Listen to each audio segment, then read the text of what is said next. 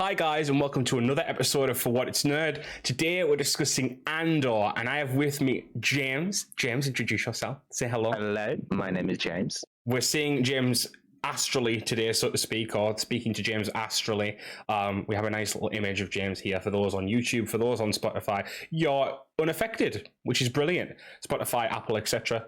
But yes, so we are here to discuss Andor today. Now, primarily because the trailer for Andor dropped the other day, and I think a lot of people have went from either being hype to very hype, or being kind of nonplussed to now hype. I think a lot of people are very excited for Andor, and I think there's a lot to discuss there. So we'll kind of go through a few things, discussing Andor kind of from a series perspective, kind of a wider story perspective, also production-wise and stuff like that. We're kind of essentially just having a very free-form discussion about Andor today, as opposed to other episodes where we might have a little bit more of a structure. So my kind of first thing that I want to kind of discuss, James, is about Andor in regards to its release date, right? Because that's very important. It was going to be August 31st initially, right? That was right, yeah. And then obviously it's now been moved back 3 weeks. And with that, we got the announcement that it's going to be 3 episodes on launch rather than the initial 1 episode when it was going to be launched in September. Now, it's kind of funny because what it seems to be, interestingly, is a mix of a few things there. I feel like the reason we're now having a 3-episode premiere is to keep Andor ticking over at the right rate, because, you know, it's 12 episodes. They don't want the 12 episodes running essentially. They needed it wrapped up by a certain date. Yeah, I mean, not necessarily from a standpoint of like they need it done because this is coming. I don't think it's like another project's coming. I mean, maybe it does, though. You never know how Bad Batch could link into it. I doubt it, but still. But I do think it's kind of more they want.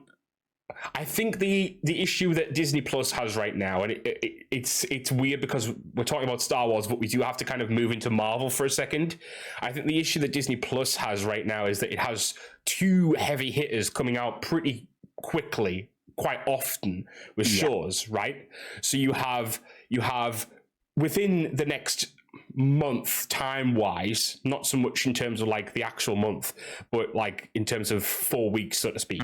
You have She-Hulk. You're going to then have, or you would have had, Andor, and then you're going to have Bad Batch, and those 3 would have actually been coming out at the same time. I think this might be, cynical of me, but by pushing something back, what they essentially do is they stop people cutting costs by, okay, everything's going to come out in this month, so I'll just buy 1 month's subscription for that month. And actually, instead, they have to pay for 3 months if they don't want to wait until the end. Yeah, I do think there's a bit of that, because I think obviously business savvy, they want people to be it's like an MMO, right? I know it sounds very weird to go on an MMO tangent, but MMOs want you to be subscribing every month. So they try and release stuff kind of systematically rather than all at once. So you'll have like patch 2.5a or something like that, right? Same with Disney Plus subscription model. They want something new coming out, relatively speaking, every month, or at least every 2 months, because then at least you'll go, well, there's no point cancelling now because I'll have to redo it in a month, and then people think, it's no point bothering, right? And it needs to be like a flagship project as well. Exactly. Because people aren't going to subscribe for like something that's going to be really good, like this original thing, but isn't going to draw quite so much of a crowd as a Star Wars or a Marvel project. Yes, or like when they re-release movies on there, someone isn't going to keep the subscription going for that. They'll just not watch it or do dubious things. But I mean, that's beyond us, but still, it's important. So what I think is interesting is that they do have a part of that. It is that I think they want to stagger the shows a bit more, but having the 3 episodes makes that kind of moot. So I think what the issue is that Marvel and Star Wars went head to head with Obi-Wan and Miss Marvel, right? And Miss Marvel came out the worst for it. And now there's a few reasons as to why that happened from a standpoint of Obi-Wan's a character that has been around for 40 years, right? In a popular medium, right? Like Obi-Wan was right there as Star Wars started. Whereas Miss Marvel, a flagship character. Yeah, exactly. I mean, he's literally a core cast member, right? Of like pretty much any Star Wars thing you can think of. But Miss Marvel is not only like fledgling MCU wise, like this was her first outing in the MCU, but she's relatively fledgling comic wise as well. I think she came out 2015, 2014, somewhere around there. Now, that's only like what? Just coming up, that's like 8 years, something like that. So like, again, not quite the same kind of gravity to her show. Do you think the people interested in Ms. Marvel would have been just like the diehard, like people who keep up to date with all of the new comic content? Because I'm not sure, like, how much crossover do you think there is between the potential Kenobi audience and the potential Ms. Marvel audience? I think it's a bigger one than you'd think, but I do think there's camps that are separate from that too, because you know, you've got a lot of people, right? Especially, I mean, this might be generalizing, but a female demographic that came into the MCU from WandaVision, right? Like WandaVision was big as like it was a new thing. Disney Plus was coming out, WandaVision was happening, and a lot of like new audience members connected, you know, with WandaVision and went forward from there. So I can see those people, for example, being a lot more interested in Miss Marvel than some shitty Star Wars show, quote unquote. Obviously, it's not actually shitty, but you know what I mean. I'm not. That is not. I'm gonna clarify. I like Obi-Wan Kenobi. That's not what I'm saying here. I was using it for a reference point. We get it. You hate Star Wars. I hate Star Wars. If you aren't a Star Wars fan if you don't actually hate Star Wars. This is true. This is very true. Everyone knows that. But yes, so I think what happened is that you've got those people. We've also got people who are diehard Star Wars fans who think Marvel is shit now, right? So you've got these two camps that are essentially just going for the thing that they want. But I do think there's a lot of crossover. When you're talking about somewhat like, how do I put it? When you're talking about most of like, I mean, maybe I'm a little bit warped because I do content surrounding this stuff, so I'm a lot more aware of that side. But when you're in a content sphere, you see a lot of people who like Star Wars and Marvel and kind of make comparisons and draw similarities, and you've got a lot of that, right? So I see a lot more of those kind of crossover people. But I do agree, for example, we know a lot of people who are very Star Wars heavy, but I don't think they're particularly very Marvel heavy.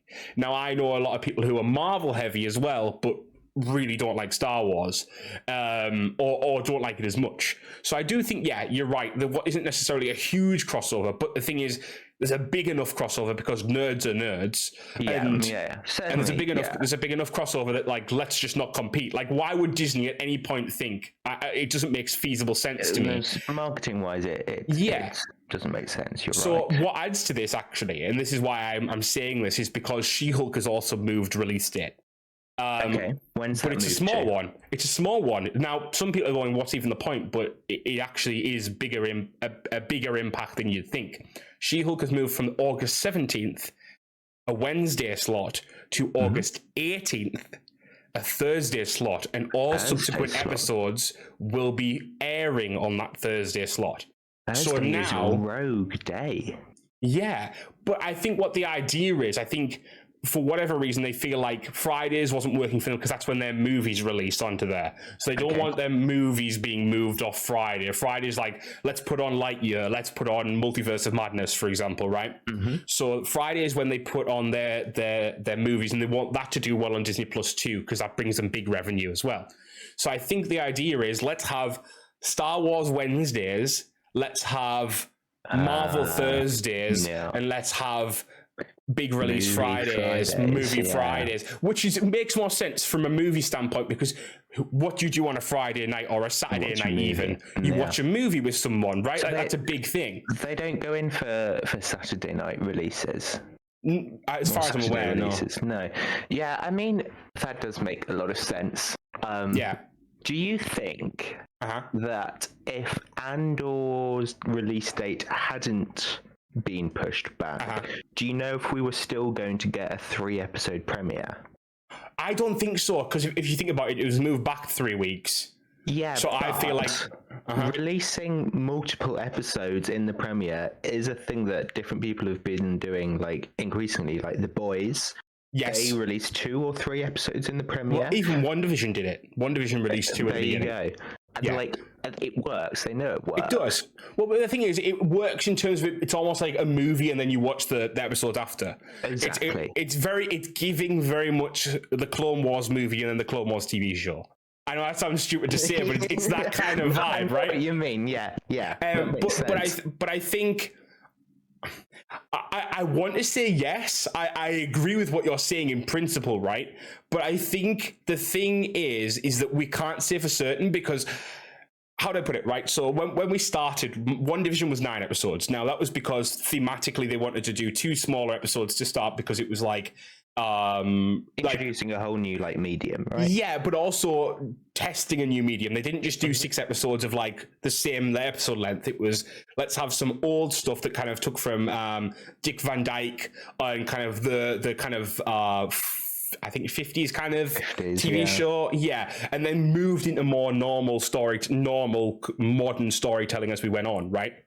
I really liked the Office / Modern Family. They went into that kind of stuff as it went on. So that was that, and then you have Miss Marvel, Moon Knight, who were generally just 6. Now She-Hulk is going back to 9, but doing 30-minute episodes on each one. And does that mean 30-minute episodes, or does that mean 25-minute episodes with 5 minutes of credits? Probably 25-minute episodes with 5 minutes of credits. But still, the premise being that She-Hulk is doing something different as well. Now, Andor is doing something different again. Andor is doing 12 episodes. Yeah, right? I saw that. I was like, hello, Disney. 12 episodes? Are you feeling okay? Yeah, so they're moving away again from the 6-episode format very quickly here. And Andor has already 2 seasons greenlit, so have 24 episodes overall, and they know the story they're telling across those. So Andor's season finale will actually have probably a cliffhanger, or something kind of This open-ended. Is encouraging to me, because we don't want a situation again where, it's encouraging to me that they've got the second season thought out already, rather than they say we're going to do a second season. They run the first season and they're like, oh, maybe we'll change writers for the second season, and it just turns into a hot mess. The fact that they've got an idea of exactly where it's going by the end of that second season, that fills me with joy. Yeah, well, it's funny you say that, because I was doing a lot of tweeting today, because I was very on Twitter today. I don't know why, but I was. Classic. And I actually wrote something about that. So let me just I'll read that out quick. I think the fact that we know Andor already has a complete story going in, a distinct 24-episode run that has a definitive end, is very refreshing in an age of sequel spin-off frenzy. Don't get me wrong, I love a good spin-off crossover sequel palooza as much as the next person, but some things being just done as they are, that's nice too.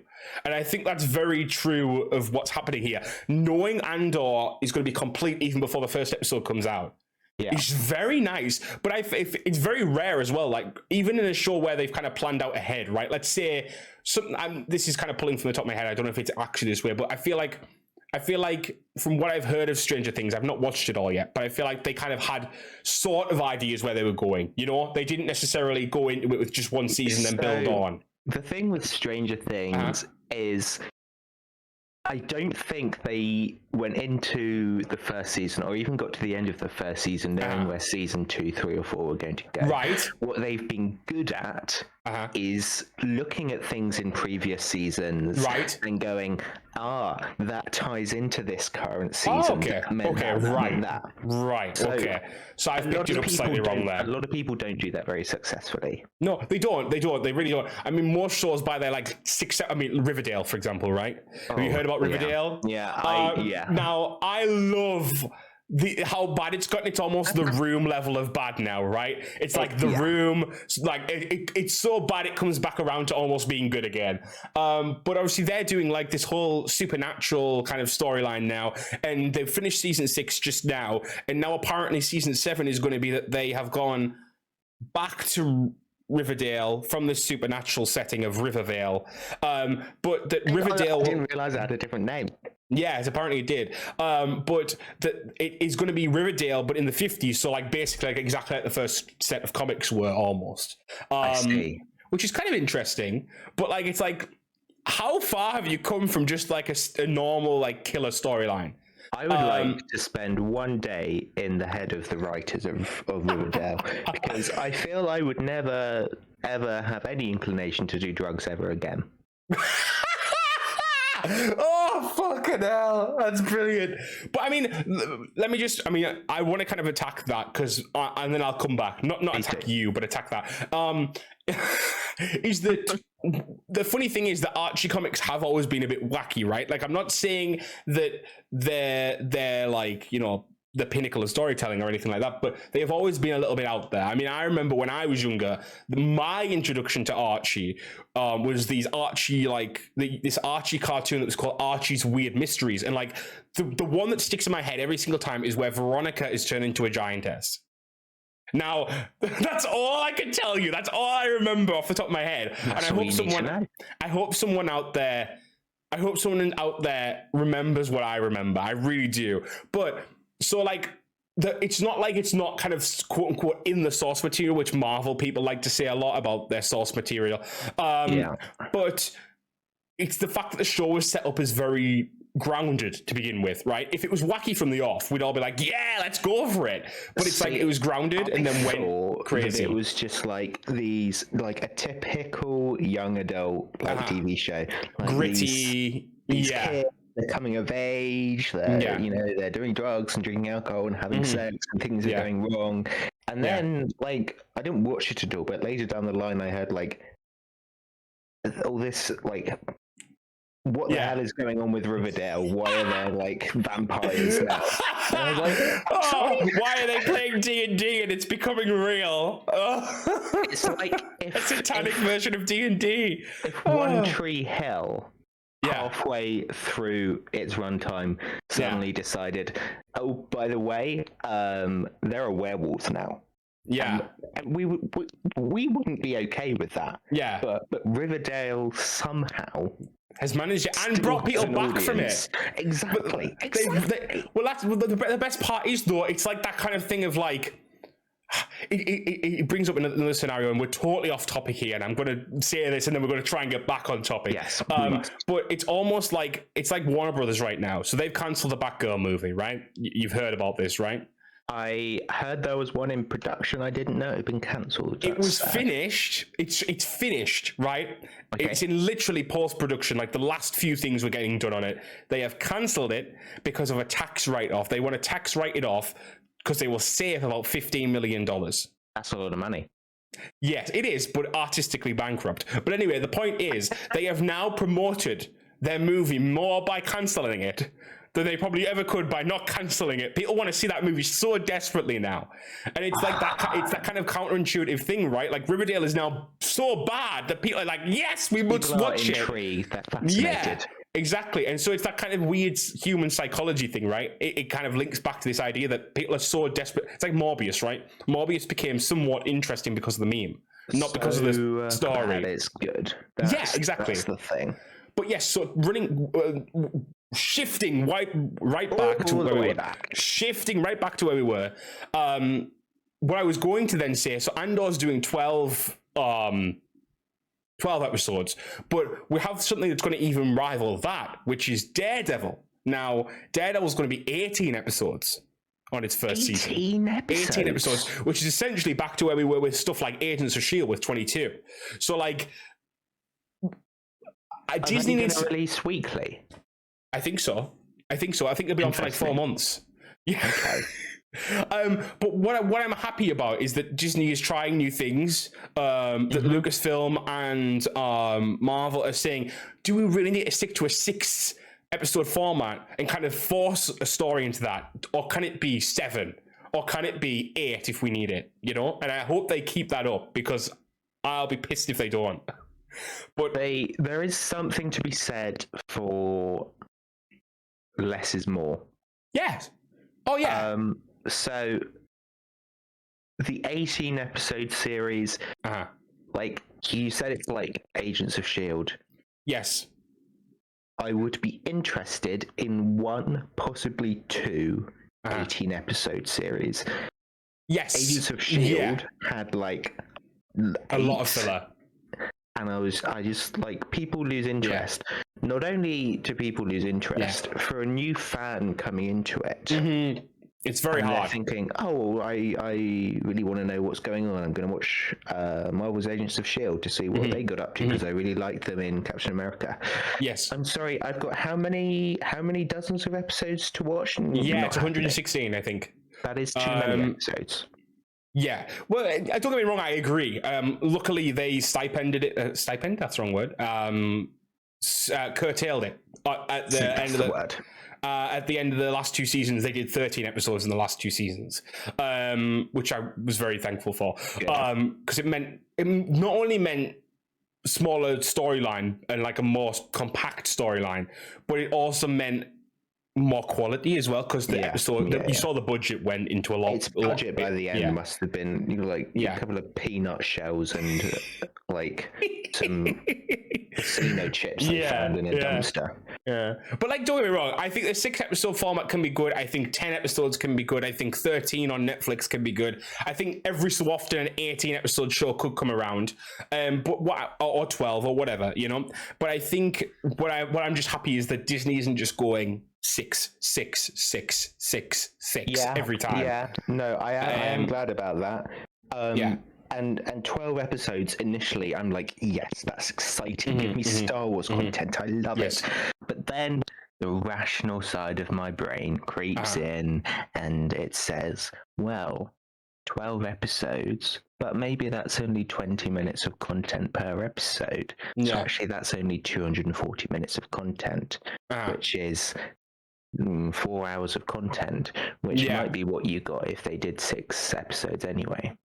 Yeah, I kind of get what you're saying. The thing is, I think which is different with Andor, and now we'll fully get back onto the point of talking about Andor specifically, because this is an Andor specific episode, funnily enough. Would you believe? So Andor, I think, is slightly different in that we already know exactly how the episode structure of Andor is going to work, right? So I don't know if you know the details of this fully, but the first 4 episodes are going to be about his life on his planet and how he joined the rebellion, right? Okay.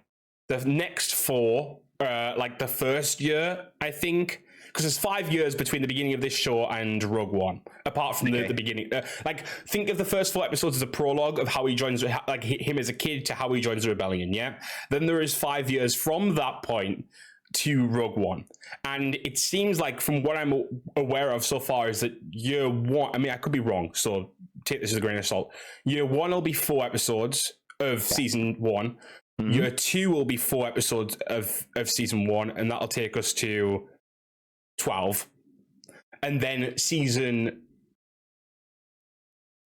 2 will be the same. It'll be year 3, year 4, and year 5.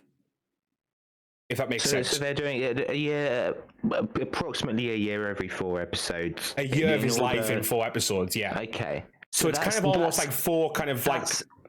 That's interesting, because I didn't expect them to take us all the way up to Rogue One. Well, apparently it meets up very, very close to Rogue One from what we've heard, yeah. That is interesting. I thought they would do, like, this is Cassian Andor 5 years ago, and then... like, what happens in between is kind of murky and wobbly and up in the air, and we don't talk about that. So the fact that they're taking him all the way through, I think the thing that they need to will have paid particular attention to detail to, and I'm sure they have, is that if you're doing that, the continuity needs to be spot on. Yes, you can't mess it up. No. We'll come on to a canon discussion in a second, but actually, you know what? Funnily enough, I'm saying that they did release something to say. Let me try and find the article, because it was actually quite important. It was literally exactly what you're saying there. Andor will not interrupt Star Wars canon, according to showrunner. Where is it? Where's the? We're telling the story that you want to tell, and we're not violating the grand canon. Let's put it that way, he says. And that's you would hope not, seeing as it is an official Disney project. Well, yeah. Well, the thing is, what we've been having a lot recently, and again, sadly, we're going on a tangent here. Well, not so sadly, but I don't know how prolific how aware you are of how prolific Dave Filoni is for retcons. But he is pretty prolific for retcons. I didn't know that. Yeah, so Dave Filoni's great. Don't get me wrong. Anyone who's listening at home, I'm not getting a pitchfork out for Dave Filoni. I love his work. Rebels is my favorite Star Wars kind of show. Right? Great hats. Yeah, great hats. You know, his affinity for Ahsoka, for example, is great. He always tells Ahsoka really well. Yeah. But so, for example, in a comic that was released, I think it was a Vader comic, you see a lot of the lightsabers of the Jedi collected and burned. Right. One of those was Yoda's.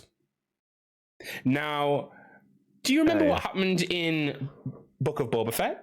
I do remember. Yeah. Was that Yoda's lightsaber? It was. Now, obviously, you could easily explain that as way as Yoda having a spare or something stupid like that. So that's not the worst mistake. You then get on to Bad Batch and Kanan and Depa-Billaba, right?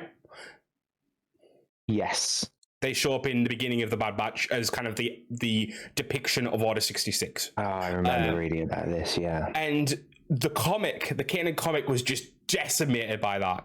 Like, in so many ways. Like, the commander that they're meant to be with, the lightsaber color of Depa-Billaba's lightsaber color, the way it all happens is just totally upended because of Bad Batch. So, what I would say to that is, I think Dave Filoni is probably, maybe he is a bit gung-ho with, yeah. But I think also, like, the sheer volume of content that exists in the Star Wars universe, in order for an independent writer-creator to be able to tell the story they want to, they're going to have to tread on some toes sometimes. Of course. Now, maybe Dave Filoni does it too much, but... Like, those are very small details. I guess maybe the Kanan comic is quite a big detail. Yeah. But the Yoda lightsaber, that's quite a small detail that we can forgive. Plus, to the vast majority of Star Wars fans, which is, at the end of the day, that's who they're catering to. They won't know that, and they won't care about that. Yes, and that is the at the end of the day, the kind of the big thing. Now, but I was going to get to the last one, the most egregious one, because I kind of forget about those ones for the most part, in the same way that you've just said. It's like, you know, from a certain point of view type thing, right? Yeah. But like the big egregious one is that Tales of the Jedi is coming out soon, right? And that's about Ahsoka's life and Dooku's life, right? And we have 2 books that detail some of the moments that are going to be covered in the show. E.K. Johnston's Ahsoka book and the Dooku Jedi Lost audio drama that was released a while back. Now, both of those one covers obviously Dooku's kind of moving away from the Order, and Ahsoka's details how she ends up in exile and how she comes out of exile. It's a which exile? They're quite... So after Clone Wars, when she goes, like, she's her and Rex have left the down Star Destroyer. Helmets on the stairs. Yes, and so she goes into hiding, and so some of that has already been retconned before. Lightsaber colors, for example, in the original version of the book, her lightsaber color was green still, but obviously Dave changed that to blue in the Clone Wars season 7, which, to be honest, I like that one a little bit more. I think the meaning behind the blue makes a lot of sense, and I like that. Don't get me wrong. But so that was kind of like, again, it's one of those kind of egregious things. Like, I think the later editions of the book just changed it to blue, and it's like, okay, you know what? So what? But what we're seeing now is that some of the leaks surrounding, so in that book, Ahsoka faces an Inquisitor, and the way she faces that Inquisitor, and the kind of again, I'm trying to be very spoiler free because I don't want to spoil Tales of the Jedi / you know, spoil the book for anyone. How dare you? I know, exactly. But the kind of the details of how that fight is going to go down is going to go down a little bit differently to how the book went down. And the thing is, you're essentially not just then just kind of stepping on a detail of a book, you're stepping on a whole segment, so to speak, of a book, right? An important segment as well, I'm guessing. Yeah, like it's the big it's like the big ultimate fight at the end of the novel. But also with Dooku, I mean, the Dooku one, from what I'm hearing, is a little bit different because it feels like the Dooku one is actually just going to be kind of almost nearly totally kind of wiped out. Not in terms of some of the later stuff, because it's like a back and forth one. It has like Dooku at the age he is during the Clone Wars, then it has Dooku like younger. But from what I'm hearing, it basically moves the idea that Dooku left the Order after Episode 1. Okay. It moves to the idea that he left before Episode 1. Which changes a lot, because then Qui-Gon knows about it, and has a pretty significant effect on. Yeah. So I mean, obviously, again, I'm piecing this together, and I'm kind of trying to be very vague, and for a million different reasons, but because it's leaks, and because it's leaks aren't always the best to put your reliability in. No. And all that type of stuff. Hypothetically, we could have a lot of issues if we start saying, especially because Disney has come out, and this is the thing that kind of gets it, is that Disney came out when they acquired Lucasfilm, they acquired Star Wars, and said canon is unilateral now. A book is as canon as a show. See, that's what I was going to ask. I was going to say, do you think a hierarchy of canon is being created? I think it's starting to emerge. Yes. And if that's the case, do you think that there's any point in them declaring books or comics as canon if they are then going to let on-screen creators rewrite it? That's the thing, right? So the way I see it is, personally, at that point, you might as well start saying, you might as well, if you want to call it canon, sure, but just put something at the front of the book saying, there's always a bit of truth in legends, the famous Ahsoka quote from season 2 of Rebels, or put something like, the events of which this book tales from like there's a few books that have come out under canon, for example, tales, there's the tales something or other, and there's like dark, one second, I'll get the name, I'll get it. There's a book called Dark Legends, for example. For anyone watching on YouTube, I'm just showing it now. And this book is about exactly that, legends. It's a legend. It's like a compendium of fairy tales from in Star Wars. Yes. So it could be taken as history, but it could also be taken as fairy tales, right? So in that sense, I am okay with that. You know what I mean? That makes, do something like that. I'm fine with that. You know what I mean? If someone wants to retcon that tomorrow, I'm not going to be angry, because for example, one of them is about how this guy goes to a planet and he's like a wolfy species anyways, but kind of werewolfizes, for example. What I am inclined to kind of see this as an extension of is, you often get cases in fandoms where an author writes a series, or a studio produces some movies, and then the fandom take that and run with it, and they make certain assumptions, like this character did that, this character is from there, this is how these characters end up. Yes. What you then often get is the original creators coming and just for the sake of it saying, none of that is true, this content belongs to me, only the story I put out. Do you feel like that's what Dave's doing? I think there's an opportunity here, actually, which is what I think should happen in situations like these, where these two different stories don't necessarily have to chafe. If it's possible to tell two different versions of a story and that just be okay. Fans can decide which one they like better. And ultimately, it's dealing with things that, in the broad, wide Star Wars universe, these discrepancies aren't going to matter. They're still minutiae. Right? They're still minutiae at the end of the day. So I think there is certainly space within the universe for different people telling stories in different ways, and that just to be okay. I mean, visually, for example, right, someone made this point, and I do agree. If on screen a duel, for example, lasted longer than it did in the book, that's because writing out a duel is boring, right? The action is in the dialogue, right, in a book. Whereas in a show, the action is in the action itself, right? So in that sense, I could agree. Like, if the fight went on longer or went a little bit different, like the Maul Ahsoka fight, I think is different in Clone Wars versus what it was in the Ahsoka book. But that's fine because it makes sense, right? A more visually appealing fight on screen. Yeah. I get that. But like, you know, when you've got Disney, and this is the thing that I wanted to bring up. So I've looked up on Wikipedia because that's my the place I saw it before. We love Wikipedia. We love Wikipedia. Wikipedia, if you're watching this, thank you very much. We love you. Thank you very much. Sponsored.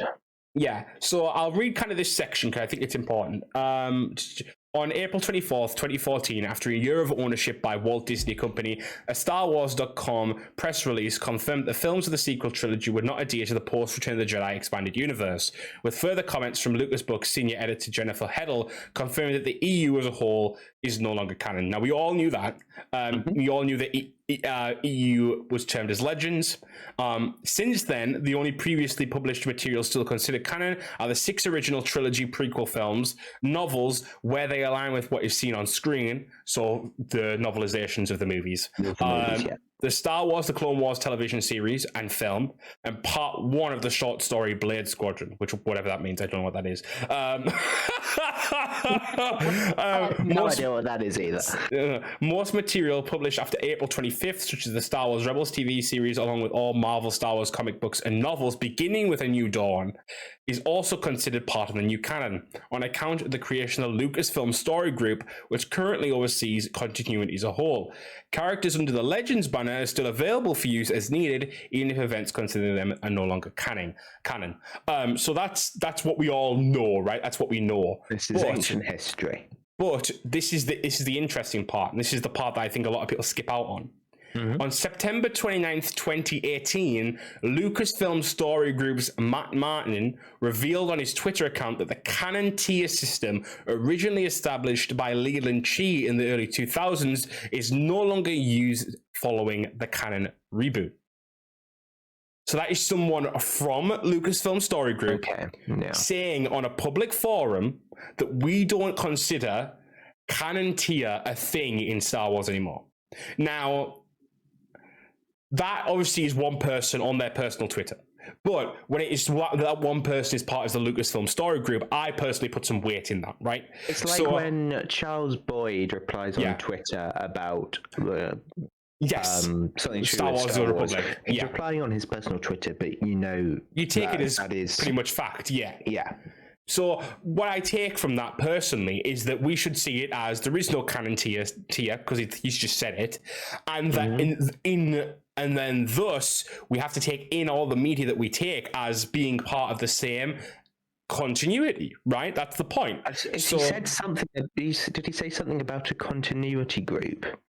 No, that was beforehand. But I mean, I'm trying to see if I can find the tweet. That would be the best way of kind of reading his specific. It would be interesting to me if a continuity group existed at Disney in terms of Star Wars, because they've got a lot of things to answer for.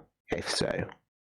So this is what Matt Martin says. There is no need for a tier system anymore for Star Wars. That is kind of the kind of amount of the quote, but that is that's kind of like that. There's no walking around that, is there? There's no kind of like that is a pretty black and white statement. Now, obviously, again, like you said, there is going to be trip ups. I mean, look at. I know this is a very funny example to use, but World of Warcraft, for example, a lot of years ago there was this character who was thought to be dead by the developers, but it actually turns out that no, he was alive. What are you talking about? And one of their fans told them that stuff happens, right? Marvel has messed stuff up before. Everyone has continuity issues because. No world is going to be as solid as ours, right? That just by nature, right? But people are prone to making mistakes, and that is okay. Exactly, but I think sometimes it's a flagrant kind of. I spoke about this on my Twitter again today, so I'm going to throw this out there, and then we'll try and get back onto Andor because we promised an Andor episode and we didn't get there. What's Andor? Andor, I don't know. Andor isn't that the planet where the Ewoks are from? I think so. Yes. Yeah. Technically, it's a moon. Yeah, so I said a few different things, but if Star Wars books, comics begin to be retconned in a huge way, again, huge. I'll lose interest in the universe big time. It's just the double standard of it. Canon until we can't be bothered for it to be. Guess what, directors, producers? We are bothered. And then I said afterwards, day number one of asking Star Wars directors, producers to at least skim a Wikipedia article on a character, event, object, rather than just making something up off the top of their head. I think that they're missing a trick here. I think what they should do is every Star Wars project should employ one giga nerd to make sure that they're getting everything right. But I mean, the thing is, they have a continuity group. That's what annoys me about it. Like, they have a continuity group. You have a group dedicated to doing this already, and they're not using it. I would like to have a personal conversation with those people in this continuity group. I have several questions for them. Most of them contain expletives. Don't get me wrong. I love, I love everything Star Wars puts out, generally speaking, right? So do I. Yes, and I have no issue. All of this by saying we love Star Wars. We should caveat this by saying we're not here to detract from Star Wars, right? But my thing is, if you have a story group, and again, all respect to the story group, but if you have a story group that is set up for continuity, right, and then these big infractions into continuity start happening, are they then, who's letting them do that, or who's forcing them to do that, if that makes sense? Is it someone further up? It's Dave Filoni. He is carrying this whole franchise on his shoulders. We'll just let him do it. Well, he's George Lucas's heir, though, isn't he? That's the thing. And someone makes a good point as to why Dave himself is okay doing it. And I disagree with the premise, because I feel like Dave should care, right? But he should.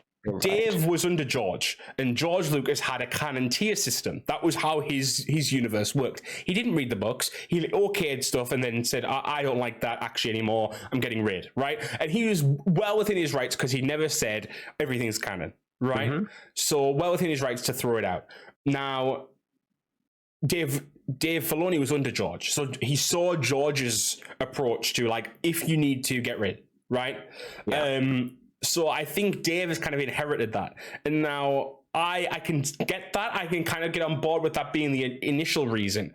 But he must be aware on some level that they're trying to make everything canon, right? And so at that point, you would think, well, maybe we should hold back on this for a little bit. They're ultimately striving for an SWCU, a Star Wars Cinematic Universe, in the same vein as Marvel. It's the MCU, and all Marvel projects in the MCU they have incredible continuity. They're incredibly well connected. Yeah.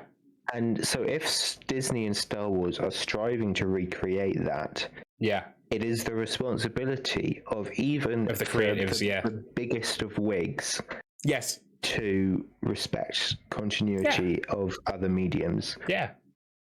Kevin Feige gets it all, right? Like, this is the thing. This is what I don't get, right? Kevin Feige, who was one of probably the biggest people in Hollywood. His name? Yeah. Because you say Feige, don't you? You say Feige, don't you? Yeah. Okay. Kevin Feige, He knows a lot about what's going on, but he's one of the busiest people in Hollywood, probably. I mean, he's working on a million different projects at any one time. Secret stuff, open stuff, stuff that he doesn't want people to know about. He has to hide stuff from people. He has to go to these sets. He has to then have conference calls. And he has the time to say, actually, we want this to connect to that, then this, that, blah, blah, blah.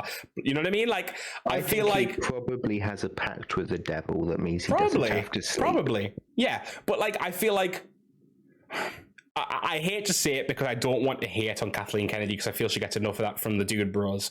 But where's Kathleen Kennedy in all this? Like, she is the like president of Lucasfilm, right? Yeah. And she like, surely she was there at the beginning, essentially, right? Like, she's been with or near Lucasfilm and ILM and all that type of stuff for a long time. Why is she not paying attention? I don't know if it's that she's not paying attention. I feel like it is, personally. I think you've got two different ways of running things with Kathleen Kennedy and Kevin Feige. Feige. One likes being very present, very out there in the media, giving interviews, giving talks, etc. And that works for him. The other hands off to have other people do that, hands off behind the scenes. I suppose, and the thing is, I have to say, and I have to do kind of go into that saying the likelihood is she was probably withdrew a little bit when people started hating her for no reason. But you know, beyond that, but I just feel like I wish I could see, because I don't know if she knows Star Wars, and that's not a horrible. I'm not saying that in a horrible way. I'm not saying it like she doesn't know Star Wars, but I don't know if she knows Star Wars, and I feel like with Kevin Feige. When I see him, I know he knows Marvel. You know what I mean? And it's like it's weird. It's like, do you know? And I feel like, again, I'm not saying every single creative, whoever makes something for Star Wars, has to know everything about Star Wars, right? You know, there's fans of Star Wars who don't know everything about Star Wars. So why would the creatives have to be the same? Hello. You know, but no, I know. I am inclined to say that she probably doesn't or didn't know Star Wars as well as she needed to take on that role. Possibly, yeah. And I feel like that's maybe where she's kind of relying on Dave a lot more. And I think that's probably why Dave's getting away with a lot more as well. Exactly. I think he can swing his weight around and... Yeah, and not in a horrible way either, because he's a really nice guy. You can tell that. You can tell that a million miles off. Unless he has some deep dark side Palpatine-esque stuff going on, but who knows? Never trust a man in a cowboy hat. Exactly. But it just rubs me slightly wrong, especially when we're going to this kind of age, especially with Andor, right? Like going back to Andor, which is the thing we're meant to be talking about. So Andor, kind of going right back to what we were talking about. Andor is meant to end right where Rogue One starts, right? Yeah. So before long, you're going to have a viewing experience where you can watch Andor through, then watch Rogue One through, then watch A New Hope through, and that will all be like, that's one continuous, like not even like a break. You know what I mean? There's not like a time lapse or like a time stop or a time skip or anything, right? It's like full on 24 episodes of a show, 2 movies that like join to make this kind of extended, like, you know, I mean, the last year of Andor into Rogue One, basically. So it's going to be like almost like 2 years of actual time, or like something akin to that, played out right next to each other. That's considering it's 24 episodes. There's actually not that much time. The series these days, if they're that long, they tend to span quite a long time period. Well, the interesting thing is they said that initially they were going to do 5 seasons and do 1 year for each season, but they felt like it would be too much and they didn't want to like pad it out too much, I think is what they were kind of saying. And there are characters that are suited to that, and there are characters that are suited to like shorter sequences.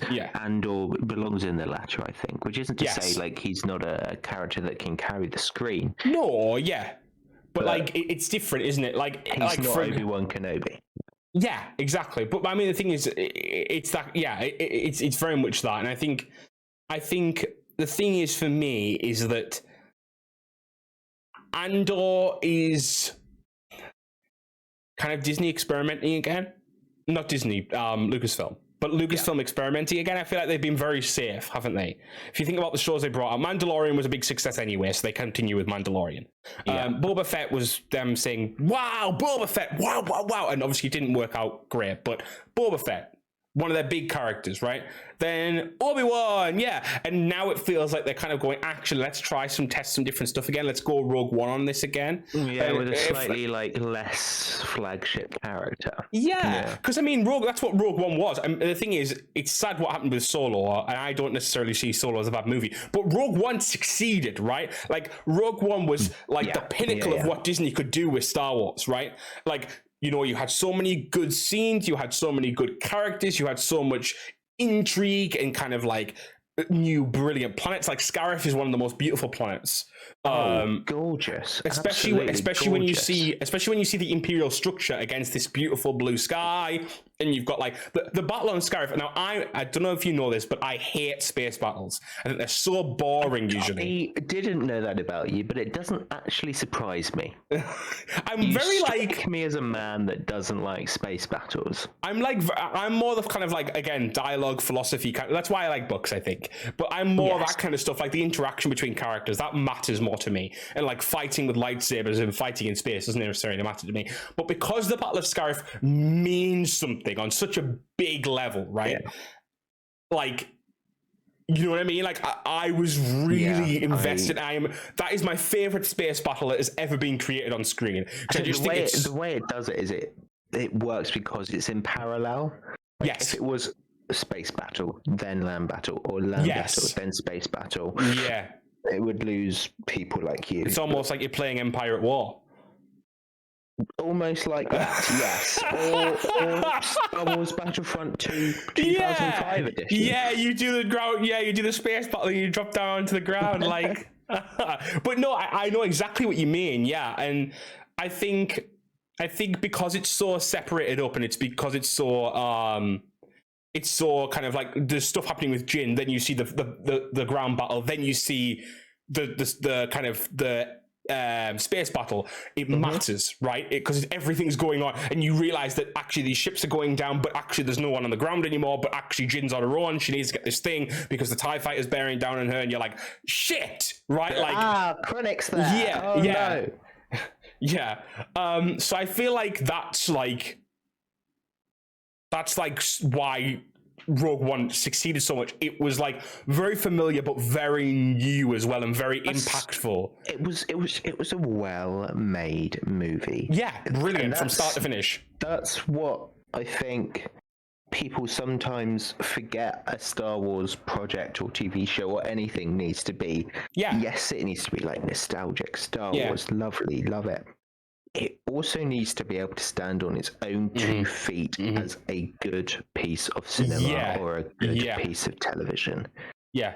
It cannot rely on throwbacks and callbacks and nostalgia.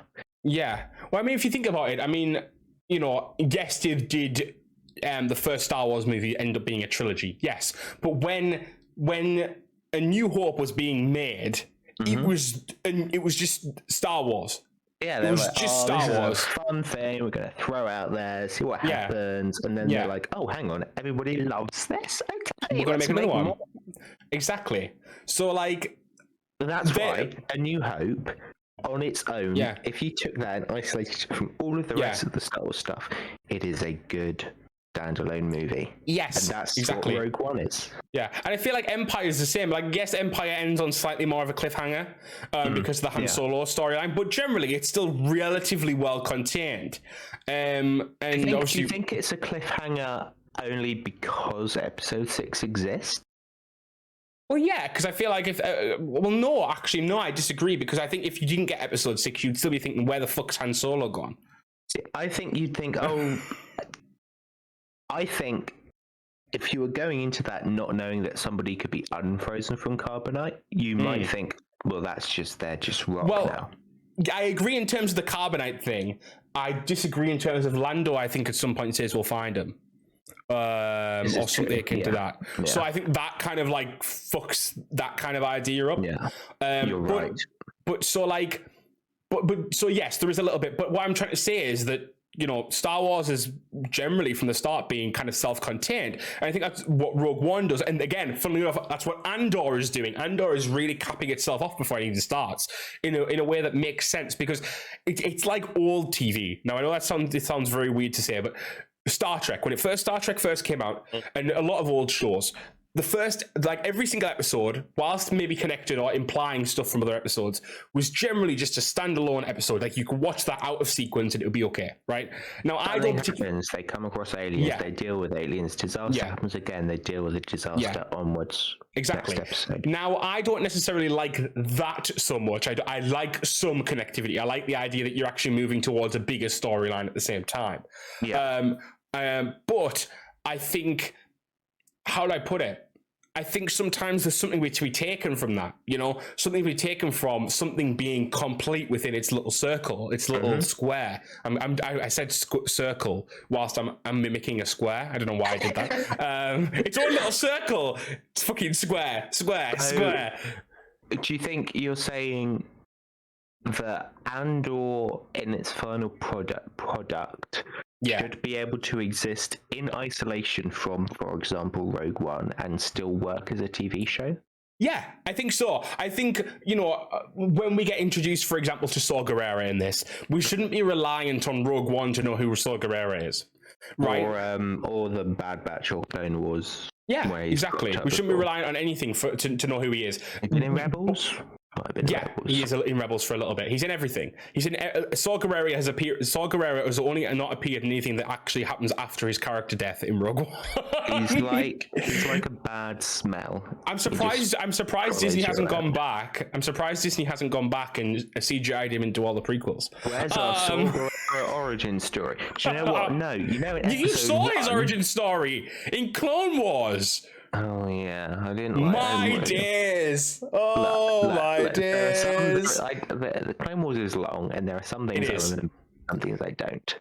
No, it's okay. But so what works about this is, and interestingly, is that Luthen Rail, so Stellan Skarsgård's character in Andor, is seemingly the way we're going to be introduced to Saw in this. From the trailer, right? Like they're talking. Now, I think that's great because we get introduced again to Saw through a new character. So you can use that to be like, this is Saw Gerrera, and like do all that kind of stuff. You know what I mean? Like the whole exposition-y type of shit. Very easily. Like, your partisans are a pain in the ass to the Rebel Alliance, or a pain in the ass to what we're trying to do. And it's very easy to like bring him in, make us understand that, but also be like everyone who's from Rogue One, like, yeah, you know, like, so I feel like that's what works about this. I think Andor isn't relying on the tropes of Rogue One. I mean, for example, K2SO isn't in for the start. We haven't even seen K2SO in a trailer. No, I was reading he's not going to be in the first season. Well, I think that's good. I'm sad because I like Alan Tudyk and I love K2SO, one of my favorite droids. So funny, sassy, you know, everything you want from a droid. He's like 3PO, but like turned up to the max, right? Like nuts. So he is what the droid in Solo should have been trying to emulate. L3, yeah, whatever. Yeah, I can't remember her name. But Phoebe Thingy's character, I'm forgetting names. Yeah, that's her name. Yeah, there we go. You at least, so I forgot names. You mispronounced names. That's what we've gained from tonight. We're on Kevin Feige. But so what I was kind of getting across is that like, in this, we seem to be getting a lot of new characters. They're not relying on an old villain because the new villain is, I forget her name, is Dedra or Dedra, the Imperial officer, the ISB agent. Yeah, she's not. They've confirmed that it's the ISB, which I love. That's interesting. Okay. Oh, I love it. I love the ISB because I feel like we've never got much of it. We've got like Callus in Rebels and Yularen in a few books and Rebels as well for like 1 or 2 episodes. But the ISB is meant to be this big organization that is going across the galaxy and ensuring loyalty. Like, I think, why isn't it everywhere? Anything that adds nuance to the Empire can only be a good thing. Yeah. Like in Kenobi, the Imperial officer who helped Kenobi. Yes, like, Tala? Yeah, that's it. Anything that kind of dissuades the idea that the Empire is full of rigid, loyal, self-serving, vicious, nasty people who want mass genocide. Yeah, is a good thing, and so showing like different elements of that is.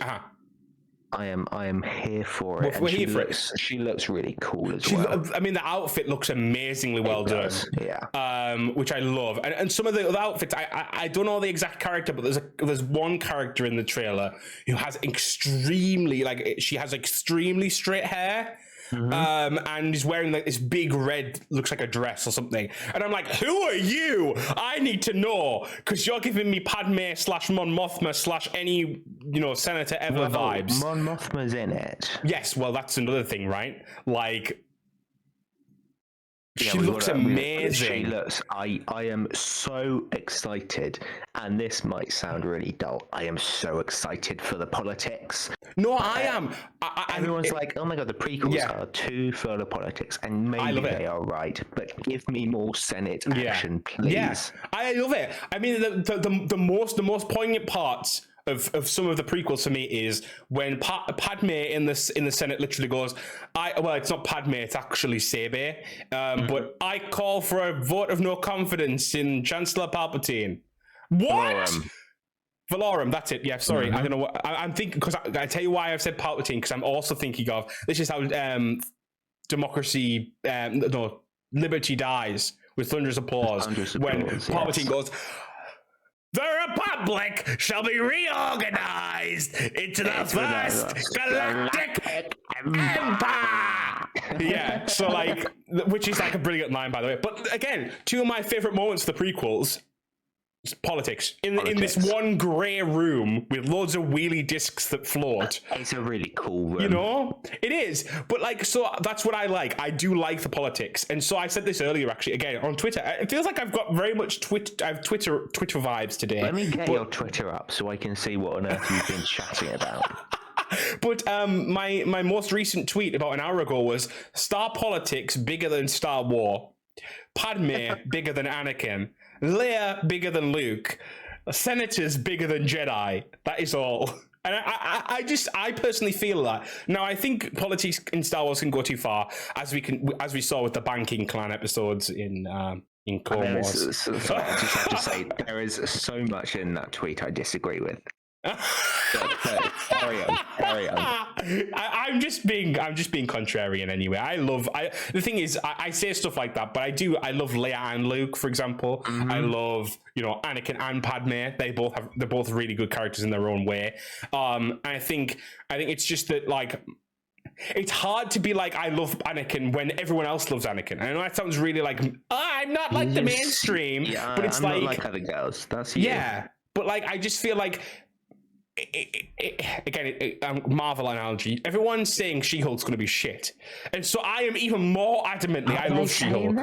They are. I don't know why. A lot of people. Well, but I love She-Hulk. I've always have. I love She-Hulk as well. Exactly. So like, I'm like even more vehemently, like, even if She-Hulk comes out and it's bad, I'm going to say it's good, because I'm like, fuck you guys, So it's like any Marvel content or any Star Wars content, and actually the best example of it is the Hobbit trilogy in Lord of the Rings. Right. Yeah. Objectively, they are bad. But it Yeah. gives me more Lord of the Rings, and for that, I love it. Yeah, but it's also like, it gives me more lore as well. Like, I don't know. It's some people, especially with Obi-Wan, for example, and I'm hoping this doesn't end up happening with Andor, but some people just want shoot, fight, blast, kill. And I'm just like, if that's what you want for 6 episodes, just go and watch James a Transformers. I was going to say a Transformers movie. Yeah. Like, you know what I mean? Like Michael Bay, anything like that. Fucking. Yeah. Go and play Hitman. Go and play a beat 'em up. I just feel like I want more nuance to my story. I want to think after I watch a story. I don't want to go, that was a cool fight. We studied English at university. I know, we're very different. Our minds to be stimulated and engaged. We're a little bit different. And again, I have no issue with someone who does like the fight choreography in Star Wars. There's a lot of important stuff that goes into choreography, right? Like, I know there's amazing people out there who do amazing stuff. Like Ray Park, for example, was really good as Maul physically, right? Incredible. But like, it just doesn't appeal to me. I can say it's great, but it doesn't appeal to me. So you appreciate it, but you don't want to hear all about it. Exactly, and I don't want it to be the only thing that ever happens in a show or a movie. So that's what I'm kind of saying here, and I think that's what is really good about this show, because you've got Mon Mothma almost feels like a secondary protagonist in this show, right? He does, yeah. In Andor, like the way, like and I'm really excited to see how this scene actually plays out in the movie and the show. But where she's talking to what seems like another senator, and she says, "If they don't see what I'm doing, And then you're like, what? And you're like, oh my gosh, she's like literally risking everything, staying on Coruscant during one of the most oppressive times in galactic history, running a rebellion. Do you think, as they did for Rogue One and as they did for Kenobi, they're going to wheel out Bail Organa for a cameo again? Oh, of course. I mean, the thing is with Bail is that, like, Bail is a very easy connective tissue, right? Yeah. Because he seems to not age, first of all. What's happening with that? Like, he doesn't look any different from when he was in, you know, the prequels. But I think it's a very easy one to do, right? Because, like, you can have him show up. I mean, the thing is as well, I don't think it's so much a cameo if you're going to have a Senate scene. Like, if you're in the Senate, Bale's going to be there. Like, it's not so much a cameo then, so to speak, if that makes sense. It's more kind of like, where it just makes sense to the story. But I do agree, yeah, I think we'll probably see him again, yeah. But I mean, because I mean, the thing is, like, it's funny because like, the age thing wouldn't even come into question anyway, because the thing is, he's closer to his Rogue One age than he would have been. Exactly, yeah. He would have been at the age that he should have been for Obi-Wan, but he was in Obi-Wan, if that makes sense. So, like, because it's been 6 years since Rogue One, which is a scary fact. But sorry, say that again? It's been 6 years since Rogue One. Oh my god. Yeah. Which is really scary. I don't like the sound of that. But so obviously it's now 6 years on from that. So he is 6 years older than he. I'm looking at photos. He's 67 now. He still looks great. He looks great for 67. I thought he was in his 50s. No, he's not. I want to be like him when I'm older. So brilliant. But so what I was kind of get across is he's already played a lot older, a lot younger as a lot older, if that makes sense. In so I don't think they would ever like scare away from using Bale, apart from obviously in, like, you know, 20 years time. But no, I mean, you know, if you're gonna as well, I think Lucasfilm isn't too scared of just bringing back actors anyway, because they had Hayden Christensen come back. And don't get me wrong, I love the scene, but it is slightly jarring seeing a 19-year-old Anakin played by with the saggy cheeks. Yeah. And, like, don't get me wrong, he looks great for his age. I'm not saying that, but I'm just saying, seeing a 19-year-old play by how old, like a 40-something-year-old man, I wouldn't have minded if they'd forgone. Maybe we'll just apply a little bit more. Maybe we'll just touch it up slightly. Yeah. But anyway, again, it was fine. It was fine. And I enjoyed the scene. It's just, I think, you know, they're clearly not scared about bringing actors back at a later age. So I think that's important. I think, and this is one thing, talking about cameos, and I do want to get this in, I think the cameo that I think a lot of people don't expect, but I want to gamble on, and I want to say it here. Yeah. Now, I think it's not going to happen, but I want to gamble on it in case it does, because I want to be able to say, hey, I said it. Okay. You know, Saw Gerrera's in it, right? So... yeah. Now, who has Saw Gerrera met? Now, you might not know this because you haven't played Fallen Order. But Saw Gerrera's in Fallen Order, right? And okay, you're going to say Cal Kestis. Okay. Yeah. Now, I don't think it's going to be like a big thing, but I do think that you could see one episode where Cal is working with the partisans and Andor is involved in that. Now, do I think that is going to happen? No. Would I love for it to happen, though? Yes. You know? Because I think it would be a brilliant way of kind of... Saw Gerrera's been in so many things, right? Like, if he's been in all these things, what's the point of it? But it almost feels weird that he's been in all these things and then he doesn't bring his biggest cards to the table. Like, if Cal Kestis is out there somewhere, imagine him just going, I'm not going to bring him to this. I think that Disney are being quite shrewd with Cal Kestis, and I think the reason is it links back to the issue of continuity and conflicting canon between media. With a third game or whatever. If you introduce Cal Kestis into a live action thing, the next game you produce is then beholden to that. Yes. So by keeping him just in games, they can do whatever the hell they want with him. Well, it depends on how they do it, though, because this is my thoughts. They already know the ending of the second game, right? Now, I think what you might see is that Andor would take place after the second game, because let's be honest, we all know that second game is not going to be the end of the Jedi Fallen Order Jedi series, right? They're always going to do at least 3. As long as they smell money, they will keep making them. But most games get 3, don't they? Like, generally speaking. I mean, there's been others that haven't. Force Unleashed only got 2, but that's a different story. 3 is the magic number. 3 is the magic number. So what I would propose is that you probably see Cal show up like end of season 1-ish. Okay. So like that's like 3 years before Rogue One: A New Hope, and then I think you would possibly have the third game be at the time of Rogue One: A New Hope, because they're already skipping quite a bit with this game. They're skipping 5 years ahead from Fallen Order to Survivor. Mm-hmm. So I could see them doing that again.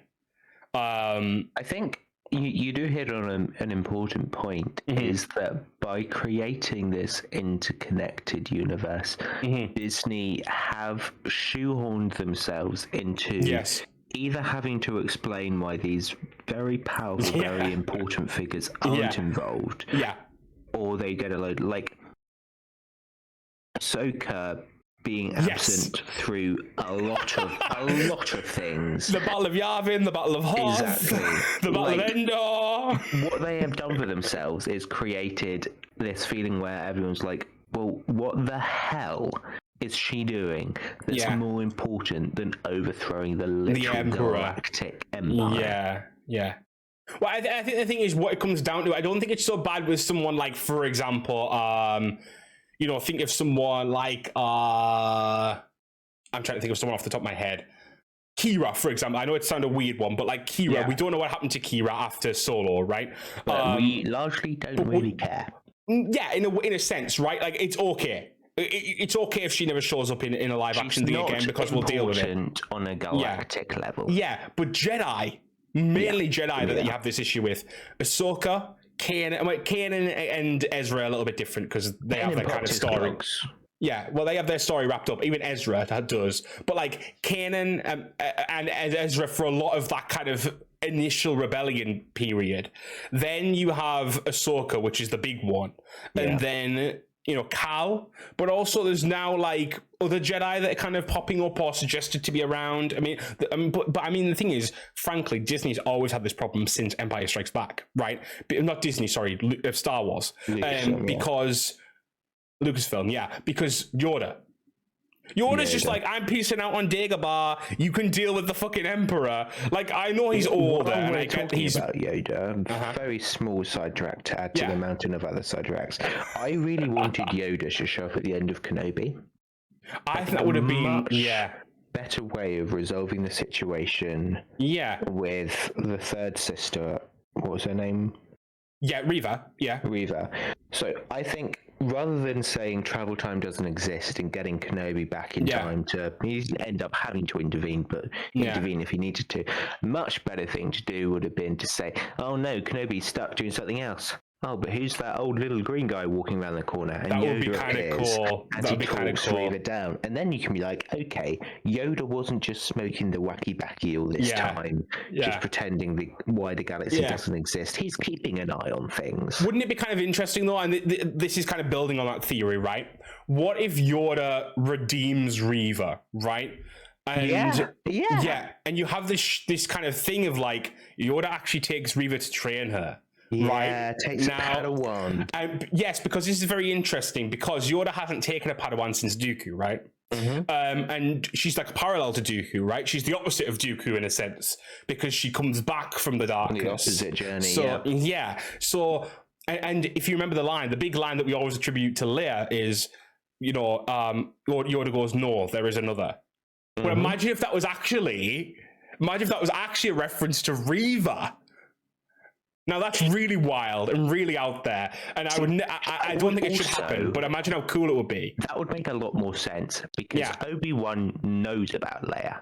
Yes. So saying no, there is another. Yeah, I know he has a sister, but she doesn't really use the Force. Whereas no, there is another. There's this other one that you've met her once, but you don't know what journey she's been on since. Yes, I think that could actually be very cool. Detest that. Oh, they would detest it. Yeah. Glorious. But I would love it. I think that would be a really cool way of, because the thing is, I was thinking about this today actually, because I don't know, don't ask me why, but I was actually watching the Clone Wars movie. Why? Don't ask me why. And so the initial premise of that was Obi-Wan got the Padawan for Anakin, but pretended it was his Padawan for a while, right? Yeah. Obi-Wan never took a Padawan again after Anakin, and. It was scarred from the process. Yeah, I mean, but it's kind of weird, right? Because this idea that you're churning out Padawans, you're churning out Jedi because you need them for the war effort, in a sense, that's right? True. And really Obi-Wan never had them. Jedi not to take a Padawan. Yeah, exactly. And it's one that's on the council, right? Like, I mean, the council's slightly different because as soon as you hit the council, you stop having Padawans. It's suggested because that's kind of the premise of Master and Apprentice, the book, that Qui-Gon would have to give up Obi-Wan. But like before that, he's someone who's a prospective council member eventually, and he hasn't got a Padawan. Now, the same can be said for a lot of those characters. I know a lot of them are again council members, but not all of them. You know. Like for example, Kit Fisto, Nadar Veb dies. Kit Fisto, what? His Padawan dies in the Clone Wars, doesn't he? Yes, gets killed by Grievous. Yeah. Yeah. And then he just get a new one. That we know of. Yes, but what I'm trying to say is that there's this kind of weird thing where like there's a lot of these characters who could like potentially have these new connections that we just don't get explored, and I think Yoda would be a really cool example of it. It would be, yeah. Especially because Reva is so, at this point, how do I put it, inconsequential. Like if she went on to live on Dagobah for, however long, that would be like, it would be so inconsequential to everything going on, but it'd be really cool. And I personally think that's a great idea, and I really like that you brought that up. But obviously, again, not going to happen, and likely everyone would hate it. But I would like it, and I know you would like it too. So that's all that matters. Mm-hmm. But kind of going back to Andor again, because I feel like this has been anything but Andor. That's going to be the title of this episode, by the way. Anything but Andor. But I mean, it's a good discussion all the same, so it doesn't matter. But with Andor, I think, you have such a very rich piece of Star Wars time, right? Like, it's been used a lot, right? That time period. But I think Andor is sitting in a very unique position because we've seen a lot of that era. We've seen Obi-Wan, we've seen Bad Batch, we've seen, comics, we've had everything. Rebels. We've had everything in that era. Yeah, Rebels. But we haven't seen, because Rebels didn't even do it really. Like, yes, Rebels had the actual Rebel Alliance in it, but it never showed the inner workings of the rebellion. It was always about the Ghost Crew, right? Yeah. So, like, seeing the rebellion as it is, because I mean, even in 4, 5, and 6, we never saw the rebellion as it is. We don't have the rebellion. The politics element of this series is going to be so good because we're going to see, because that's essentially what's at the heart of the rebellion. It's not these plucky little fighters, pew pew blasters. It's the propaganda and it's the bringing people into the fold, and it's having discussions. It's making it's the backroom deals. It's the working with pirates, even though they really don't want to, because what else can they do? Show us some shady shit. Yeah. Now, I personally want. I've been reading. I don't know if you know about it, but Alphabet Squadron. And I've been thinking about this a lot. Huh? Enlighten me. So Alphabet Squadron is it's set after Return of the Jedi, but a lot of these characters are kind of knocking about before that, and some of them are with the Empire, and some of them are with the Rebels, etc. But I would love, because I think it's a really good trilogy. If there's ever a trilogy to read about like the Rebellion / the New Republic, it's Alphabet Squadron. It's written by Alexander Freed, who did the Trooper storyline in Old Republic, Star Wars Old Republic, but also he did the Twilight Company Battlefront book and a few other things as well. But anyway, the point is that book details a lot of really cool rebellion characters in a way that I don't think much other media has done. I mean, we don't even have much on Wedge Antilles anymore, for example. No, we don't. Or Biggs Darklighter or any of those kind of characters, right? So these characters in there's a few, but I would love for just the same way that Black Chrysanthemum was brought out of comics to be in Boba Fett, and the same way that like Saw Gerrera was pulled out of Clone Wars to be in Rogue One, and then subsequently everything else. Which again, I have no issue with. It's just I find it very funny. He's like the Claire Temple of the Netflix series for like Daredevil. Do you enjoy seeing Saw Gerrera on your screen? I don't disenjoy it. I find the character bland. I would rather they have chosen a different character to decide to throw into every project, but that's by the way. Yeah, no, I get what you're saying, and do I scream and jump and pump my fist in the air every time Saw Gerrera comes on screen? No, not necessarily. I think he's interesting, and I think Forrest Whitaker gives a good performance as him. Because the thing is, Forrest is the only person to play the character apart from when Saw was actually in the Clone Wars episodes. Forrest has played him in every other depiction, even in Clone Wars. Not in Clone Wars, sorry. In Fallen Order, he plays him. So it's really nice to see a character that across most media is by the same person doing the same thing. It feels authentic, right? There's also something to be said for the continuity there. If you can get the continuity of this character appearing in lots of not only different projects but different mediums. Yeah. If they can get the continuity of that right, where is their continuity all over the place on something else? It is a bit of that. Like it's like Sam Witwer, right? Sam Witwer can do the voice of freaking Maul everywhere, but they can't get certain other things right. It's like, but it also kind of like gives them a little bit of a free pass on other things, right? If you can get a continuity right on so many other things, credit in the bank. Yeah, but like no. So what I'd say is it. I care about Saw Gerrera in the way I care about Jyn Erso. Now that sounds weird to say, but what I mean is that I care a lot about Jyn Erso as a character because she's a great protagonist, great heroine, right? Yeah. And I think I care about Jyn through. I care about Saw through the lens of Jyn, if that makes sense. So I care about Saw. Developmental in her character. Yeah, and especially if you read some of the books that he's in. Like, there's one time that he takes her and his partisans to a planet, and they basically a bloodbath ensues, and they kill everyone. And Jin's just like, what the? Yeah, and Jin's just like, what the fuck did you just do? Right? And it was like, that was such a good moment. And at the end of the book, he abandons her because the cause is more important to him. He just fucks off, leaves her. They mentioned that in the movie. Yeah, and she gets captured. And that's why she's on Wobani at the start. Is that Wobani? Is that the prison planet? Wobani. I think. Yeah. So I think I like Saw in that he's Garm Beliblis. I know that sounds. I don't know if you remember Garm, but Garm Beliblis was the Corellian version of Saw from Legends. He was a senator. He was a Corellian. He was kind of this splinter group of the rebellion that was super over the top, killing people left and right. And I think Saw Gerrera is a more modern, better representation of that. Not better, maybe that's the wrong word, but a different representation of that, right? And also, what I think Saw does is adds representation in an era that doesn't have much. Not purposefully.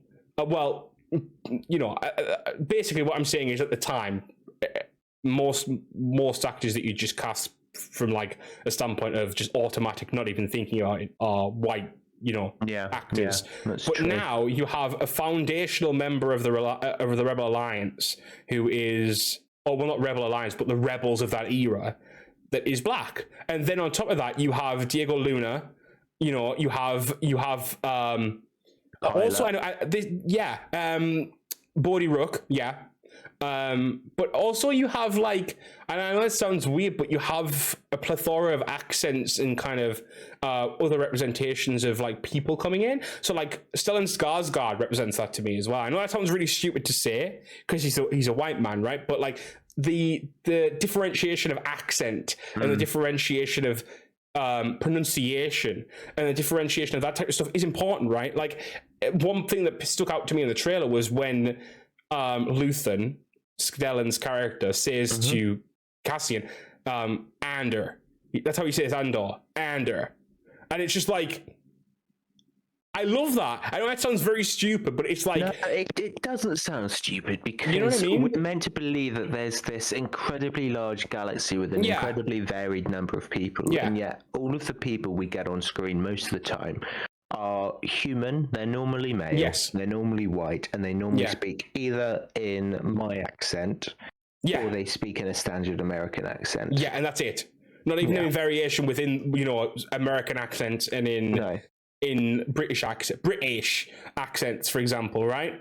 So give me an Imperial Moth from Glasgow, please. I was sick and tired of everything. Sorry. Speaking of Mamma Mia, though, this is something that has been on my mind for days. Where are you going with this? No, Stellan Skarsgård, right? Stellan Skarsgård is the only actor to be in Star Wars, Marvel, and Mamma Mia, and I think that's just phenomenal. Yeah. Well, he was Eric Selvig in the Thor movies. He's Luthen Rail in Star Wars now. He's in all of them, and he's in Mamma Mia as well. Not so far as I'm aware. Like the only other one that gets close is Pierce Brosnan, because Pierce Brosnan is Dr. Fate in DC now. So he's done DC, Mamma Mia. He hasn't done Star Wars though. So really weird, like in terms of I've been in these 3 franchises. Yeah. Marvel. Yeah. Star Wars and Mamma Mia. And then Mamma Mia. It's rogue, but I like it. I do. Because the thing is, I know it sounds stupid, but Mamma Mia did have I don't know why we're on this, but we are. Had a very big cast of good established actors. All-star cast for sure. And the only other one that was like that you saw kind of going to like kind of more. Because I didn't even see Pierce Brosnan as ever being in a superhero movie, if I'm honest. But the only other one you saw as being in something a little bit less serious, so to speak, was Julie Walters, because she obviously was Ron Weasley's mother, Molly Weasley. Yeah. So like you kind of my daughter, you bitch. Yeah, which is one of the best parts of Harry Potter. It is. But so like I think it's really interesting. I mean. I saw Stellan Skarsgård. I don't even know if he came out first, but I saw him first in Marvel, so I wasn't surprised when I saw him in Mamma Mia, if that makes sense. But to see him in Star Wars now is very weird, right? Especially because, and it goes full circle again, especially because he co-starred with Natalie Portman, who is also being in Star Wars, because obviously he was with Jane Foster in Thor. So it goes full circle. It's very weird. But what I'm trying to say is that Luthen as a character is interesting to me because he seems atypical of what even the white old men characters are in Star Wars, if that makes sense. Because they're saying in the trailer to him as well, like you're out, like he said, I must be out of it, or I must be out of form. It's like it's nice to see a character who seems to already have flaws from the off. Right, like I think there's something on with him. His character is probably the character I'm most excited to get to know. Because he's an incredible actor. Oh, yeah. 100%. I really enjoy his performance. His son's an incredible actor as well. And this is true. Who's also been in Marvel, by the way. Hey. Yeah, he was, do you know, it was only a voice acting role, but, well, not only, but do you remember, do you know Eternals? Yeah. Do you know the Deviant? The big Deviant? Oh no, I remember watching something about this. Yeah, he did the voice for it. Yeah. Yeah. Also, he did it. So, But anyway, go back to Stellan Skarsgård. Sorry, I just wanted to inject some more random trivia. His character looks like... I think there's like a scale of rebellion characters you get, and on the one hand you get Luke Skywalker, who's shiny, clean, good as good, never does anything dodgy. Then on the other end you get Saw Gerrera. He's like, I'm gonna fucking kill you all, bitches. Give me more people in the middle, like give the spectrum, and like this character who seems like he might slide more towards Saw Gerrera, but isn't such pantomime. But has conscience. It feels like a little bit. Yeah. Like it feels like he doesn't know if what he's doing is the right thing. Mm-hmm. Like it feels like he could. It feels like he has the potentiality to do something wrong, but it doesn't feel like he knows. Like complete moral conviction. Yeah. Like I would love to see, for example, an interrogation scene between him and that Deidre, however you pronounce her name. Sorry, and like and some like and seeing their kind of like philosophizing of like, because I feel like she seems like a sycophant, right? From what we've seen in the trailer, she seems like a very imperial sycophant. She seems very Juno Eclipse to me, but if Juno Eclipse didn't get like kind of deconditioned by Starkiller, if that makes sense. Like she's got that kind of like, I'm from like an imperial planet, like Coralag or whatever, and then like I do imperial things. And that seems like it. Mummy was a moth. Yeah. And my daddy worked in the Death Star cantina. The Empire is great. I will not be convinced otherwise. Exactly. But I think that's interesting because we've never seen a female character like that. No, you're right. Which is interesting. And I think that's very important because, you know, how many times we've seen the big bad be a male character doing that kind of sycophantic shit, right? Like that happens every other week. That happens every other week, right? And just I like the idea that it's this kind of young, zealous woman, very Arinda Price.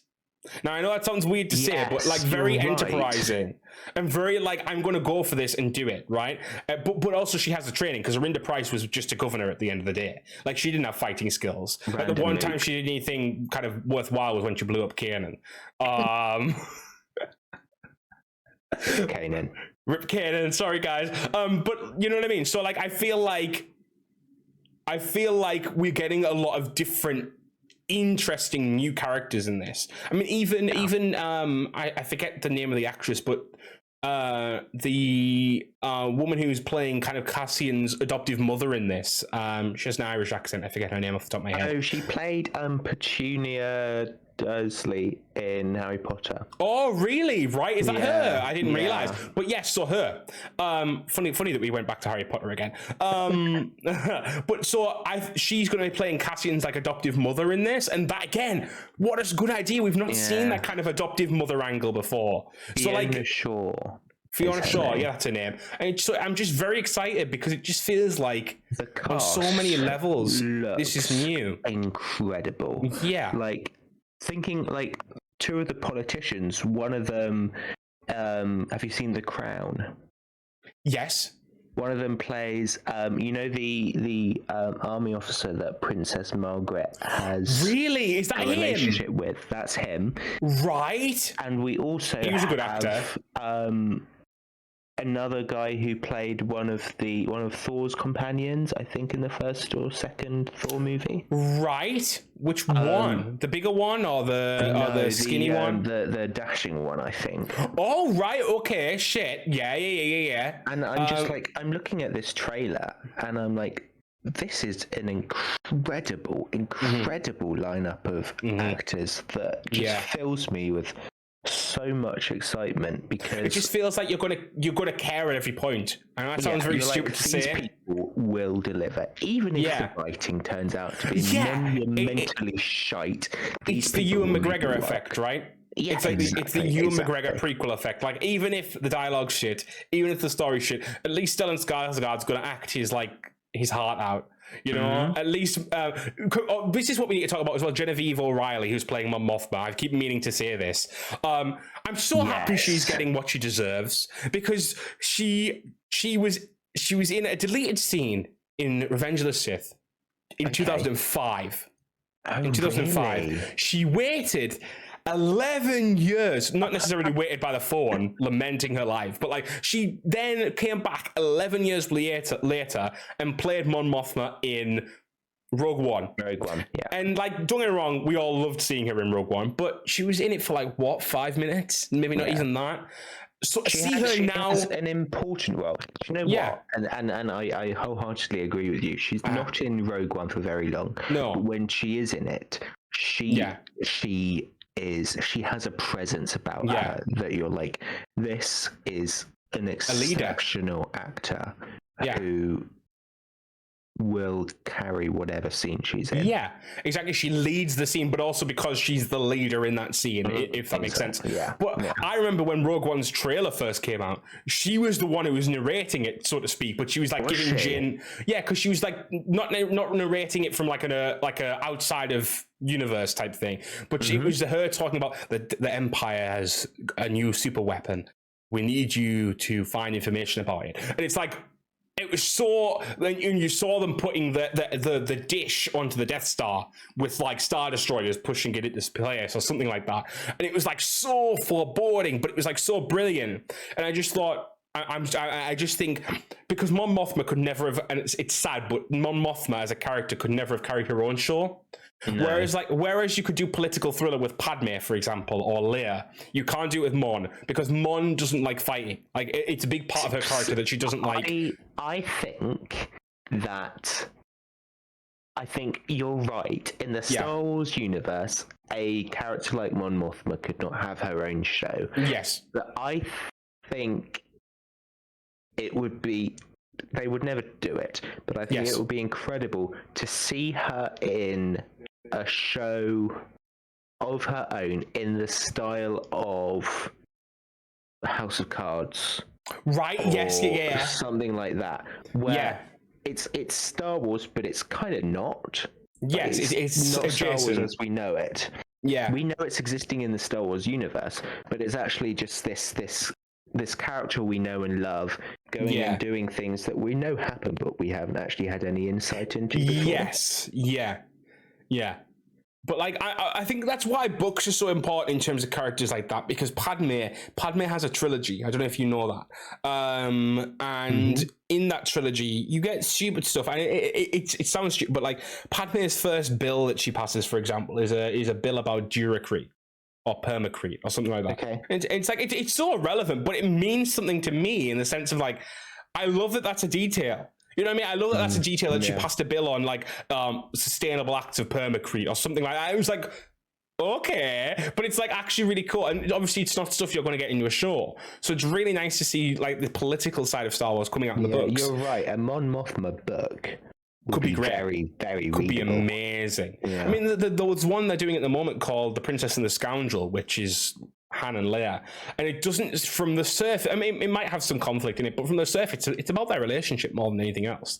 And that's what I want to see more of. I mean, Star Wars, you know, Marvel has already done it. Marvel has gotten this idea of like doing heist films and then doing like, you know, buddy cop films, but then doing like, you know, more serious tone things, but also doing like a comedy courtroom show, and then like, you know, I think Star Wars needs to do a little bit more of that. I'm not saying go wild with it. I just think Star Wars could do with not always being so serious sometimes, but also going more serious sometimes. Like, I would love a Star Wars project that was rated a 15. Well, I've always said I wanted a Star Wars horror, but not like, it sounds stupid, but I would want the Rakghoul Plague. Can you imagine the Rakghoul Plague as a Star Wars horror movie? That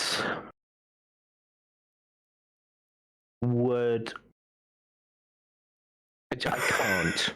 I think is what I'm trying to say there. You shoot yourself. I don't know if I like the idea of a Star Wars horror movie. I think... I wouldn't want one other than that. Genre is important. You can play with different types of genre, sub-genre within a genre. Like I don't mean horror in the sense of like something like Saw or something like. I don't mean like people cutting off limbs and racing around. I just mean horror-esque. Think Multiverse of Madness from the MCU, right? Like more leaning that way, but not horror. Sorry, I should have been a bit more clear. But I think that could work. I mean, the Rakghouls are entirely uninteresting to me. And I mean, in terms of principle, yes, but I mean, I think if you put them in the right setting, they could be interesting. You know the Flashpoint, Kaon Under Siege, I think it's called. Yes, like there's political stuff going on, but it's also kind of That's quite a scary flashpoint, right? I love that. It's that. a great flashpoint. I hated it, but I loved it. If you know what I mean. Like I hate it. I've only ever played it once. So, for those unaware, Kaon Under Siege is a flashpoint in Star Wars: The Republic, which is like a dungeon. For those who aren't aware of that type of formula. Yes. So, but the idea is that you're going through a city that is being infested with rat ghouls who are like zombies, in case anyone isn't aware what a rat ghoul is. But they like transform people into rat ghouls if you get scratched by them. Yeah, they're horrible. But so this Flashpoint has very foreboding things, and like some of these rat ghouls or these infected people will run at you and explode, and they'll release the plague, which is very horrible. But anyway, what we're trying to say is that there's certain things where the Star Wars I agree they could do more experimentation. brand could be more experimental. And I don't mean like true horror. I don't mean like someone getting their head ripped off and then paranormal activity. You know what I mean? Like, but I mean like, for example, how about like a psychological kind of thriller thing where you have someone who's left on a dark side planet and they're dealing with that kind of trauma or something like that? I would be so down for that. I know you would, because you love the Force stuff. So I do. You do. I want grit is what I want. I think Rogue One goes... That's exactly it. Was a big step in that sort of direction. I think they can go further. I think what, like a war movie with like like stormtroopers or something like that? Give me something that's rated 15. Yeah. That is going to make me feel something like that is akin to terror, nervousness, anxiety. Yeah. Put me through the How motions. are they going to get through it type thing. Yeah. I think it's possible. I think the thing is, what I think Star Wars has is it has such a plethora of characters in such a plethora of backgrounds that you could do anything theoretically. Because you've got literally. I mean, like you could do. I mean, you could do a million different things, and I think Star Wars very much limited scope to. And don't get me wrong, I love Jedi and Sith. I know you do too. But I think they kind of very often just limit themselves to Jedi and Sith, and then like a few Rebels or a few Imperials, and that's it. I don't know if that's true anymore. Right. I think they are leaning far more heavily into non-Force related things. At the moment, yes, I'd agree. Yeah. I think they're going to continue doing that. You think? Because they tried to lean into the Force with the movies, and they fucked it. You mean with like Rise of Skywalker? With just the whole everything that's going on there. So what you mean is that they were really close to doing the Force well. That scene where Rey's on the rock and Luke is like describing the Force to her. Yes, spot on. But in almost every other aspect of the Force, they shit the bed. Yeah. I mean, the Rise of Skywalker I had a lot of issues with in terms of what's it called? The dyad? The dyad. Oh, the dyad, yes. Don't get me wrong. Teleport a lightsaber. Don't get me wrong. In terms of visual, that was stunning, right? Like, that was a really good idea. Like, bam, the lightsaber fucking comes out. Like, great. But Star Wars isn't. The thing is, what that felt like was taking something from Star Trek and putting it in Star Wars. I know that sounds very weird, but like, there's certain rules of Star Trek that wouldn't apply to Star Wars. Time travel is one of them, and it's funny because I was thinking about this the other day, but the world between worlds in Rebels, like that is the only example of time travel, time displacement that I accept in Star Wars. If you ever just went, let's go around the sun and like go back in time, I'd be like, fuck you. Fuck you, Star Wars. The crucial thing is which is the same in every aspect, is doing it well. Yes. That worked in Rebels because they did it well. Yeah, and it almost felt like it was set up from the start, right? But what I was saying is... Sorry, yes. I just totally took your point, and took it in a totally different direction. All of the...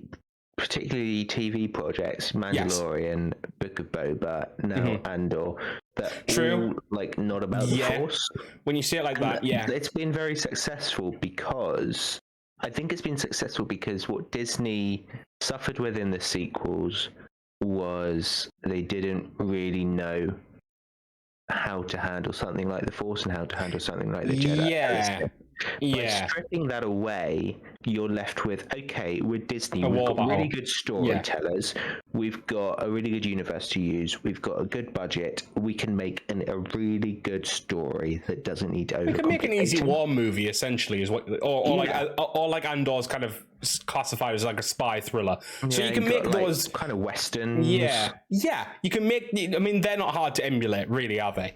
In the nicest possible way. I think they're going to continue leaning into that because of their success, which on the one hand makes me sad because, as you say, we are very force-heavy people, aren't we? I was so dismayed when the sequels first came out to find out that the new Jedi Order wasn't a thing, and yes, I think a lot of people were. Yeah. But at the same time, if when they do try to do Jedi things, they do them like they did on the movies, I'm like, actually, maybe it's for the best if they leave it there. Yeah. And the little bit of Force stuff that they do in the TV shows, like in The Mandalorian on Tython. Yeah. Like or in Obi-Wan. Where exactly the stone throw.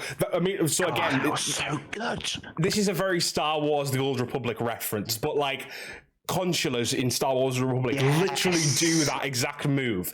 So if you had played Star Wars: The Old Republic, the MMO, and then you would watch that, you were like, I did that once.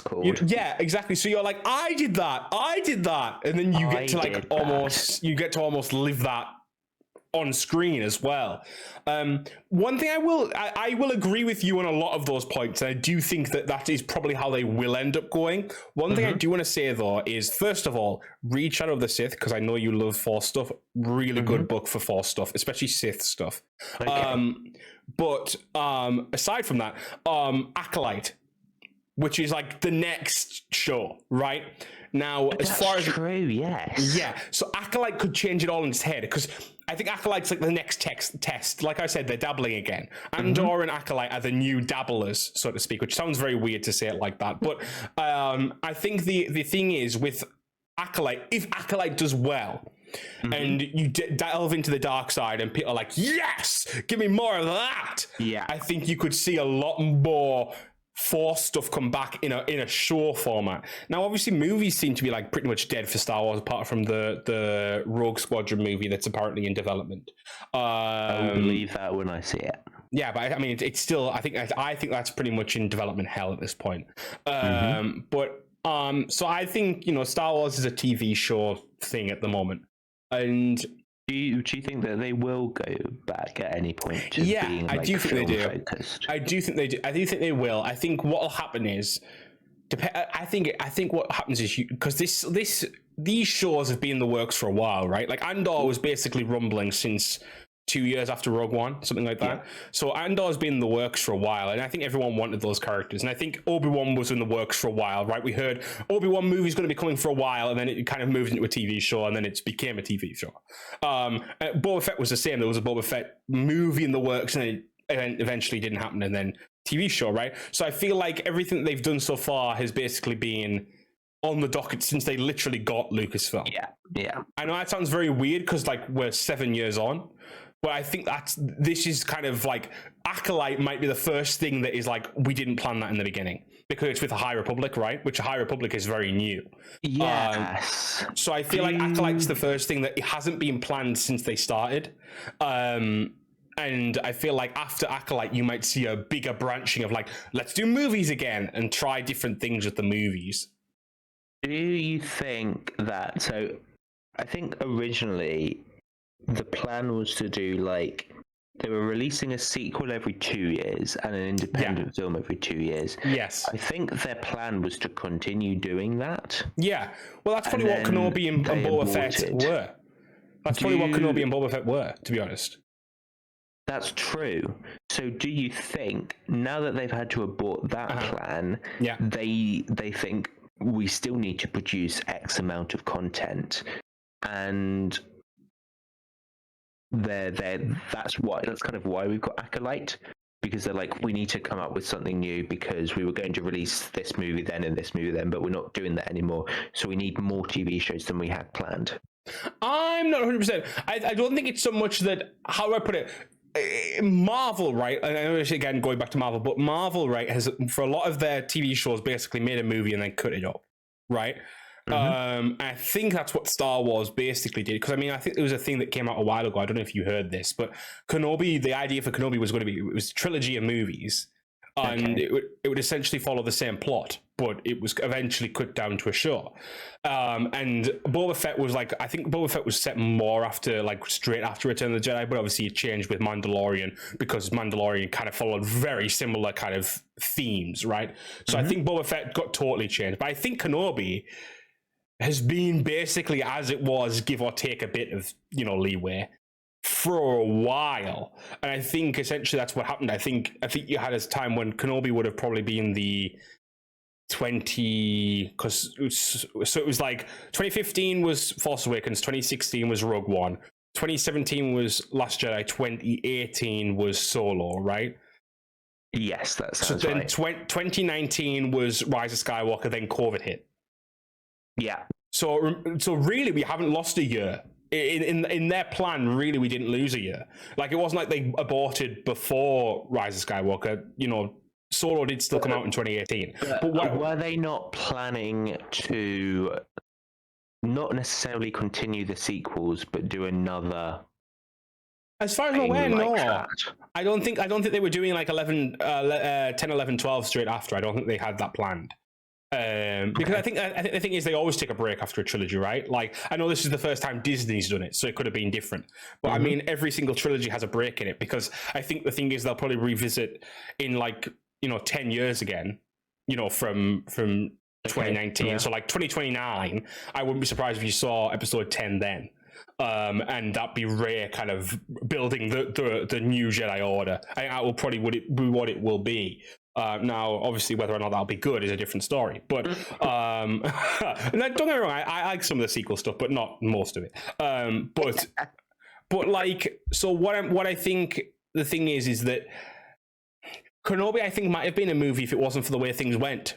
If that makes sense. Yeah. I think Kenobi could have still very much been a movie, and we'd probably be waiting on the second one now if it wasn't for COVID.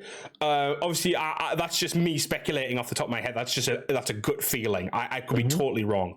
But I feel like what the thing is you had is you could make a better show in that time period. Because, like, in the COVID time period is what I mean. Because... quite frankly, with the characters they have in the TV show, they can have a smaller cast.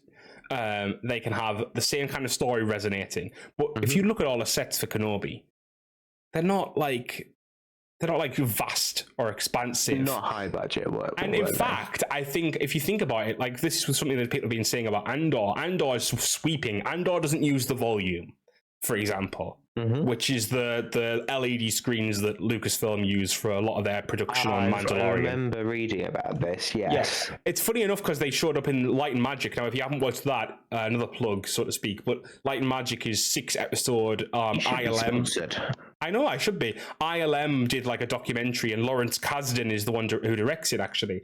It's a 6-part, like, serial on like how ILM set up, how ILM did Star Wars, then like worked on loads of other shows, then did the prequels, then how was working on Mandalorian, now right at the end. And they show the volume, and it's quite impressive. And I think it's great for like doing Imperial bases or Republic bases, or doing like starships and stuff like that.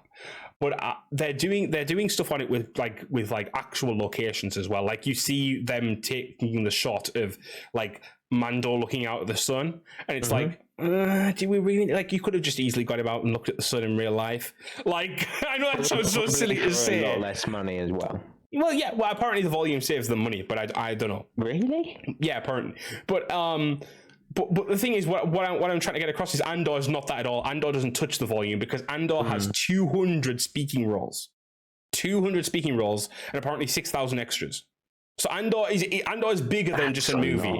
Andor is bigger than just like a movie, and it's bigger than just a TV show, from what we're hearing, kind of thing, right? So 200 speaking. I know. I mean, obviously, some of them might just be one line, but it's still impressive. That's still a lot. But so what I think is interesting with that is that Andor is like a super project, right? It's like it feels like they're already doing again, to use a Marvel analogy, it feels like they're already doing an Avengers kind of crossover without doing the kind of other stuff. And that sounds very silly to say, but I mean, it feels like very big and ambitious. So Andor is a Star Wars story on steroids. Yeah, that's kind of what I mean. Yeah, it almost feels like it's going to be more of an event than Rogue One, which I know that sounds very weird to say, but it feels that way. Yes, I think that's what I mean. More of it, like Avengers in terms of an event, not Avengers in terms of like crossovers and cameos and all that type of stuff. But I think that kind of scale, yes. And so I think that's very interesting. I think what but going back to Obi-Wan, I think that's what Obi-Wan didn't have. Obi-Wan had, I mean, how many speaking roles? I mean, I could probably count like 30, for example. And that's not bad. That's just, it's more intimate, right? And so, like, if you think of all the scenes, they're pretty spaced out. I mean, even that one scene where Tala and Reva's interrogating Tala, they're across a room from each other for the first part of that. Yeah. They only have one part where they're very close. And I feel like, and a lot of people were saying the sets were bland and kind of not inspired. I think that's what it was. I think it was COVID. I think a lot of this is COVID-esque stuff still kind of pouring over into... Do you think that's why in that scene they were far apart? Maybe. I mean, you don't know for certain, but what I think is that a lot of what you're seeing is still I mean, COVID's essentially, for the most part, gone. I'll put that in a pot, like air quotes, right? But it's not impacting life in the same way it did, right? But it is still impacting film and business, and it will for another 5 years at least, because things need to get back to normal, right? Do you mean as in the hangover from those 3 years, or do you mean even now they're having to? Well, in certain places there are COVID secure protocols. In certain places there are, because in America there's still certain bits and pieces hangover, like leftovers, like residual of that. But also in China, for example, they're still rolling power cuts because of it. Yeah, which is big for stuff like production. Big, you know what I mean? Like, I mean, it's totally off point, but PlayStation 5s are still scarce because of that.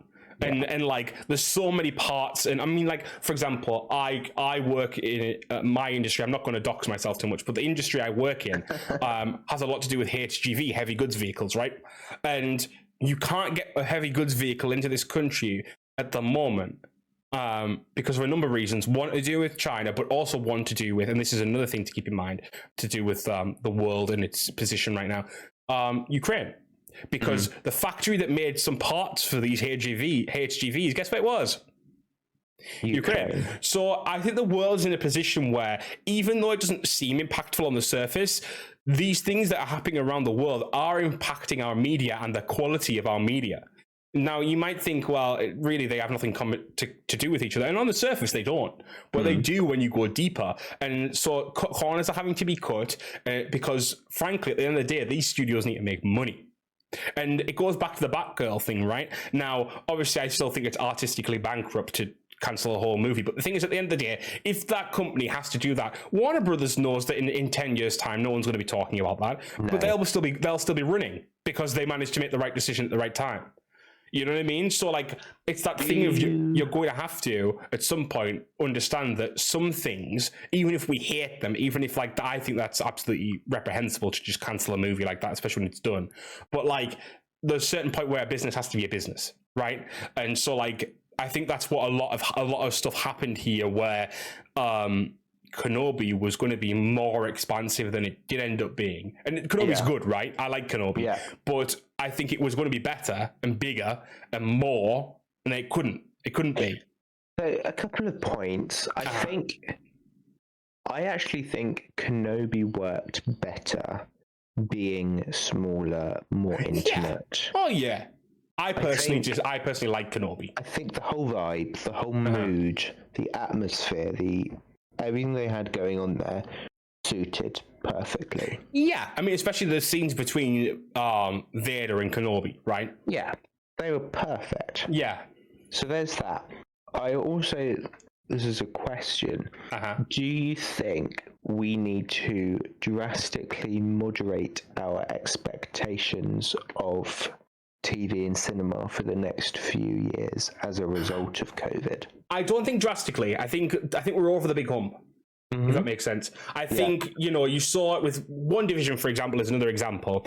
WandaVision's ending was meant to be very different, but they couldn't film it the way they wanted to because of COVID. Okay.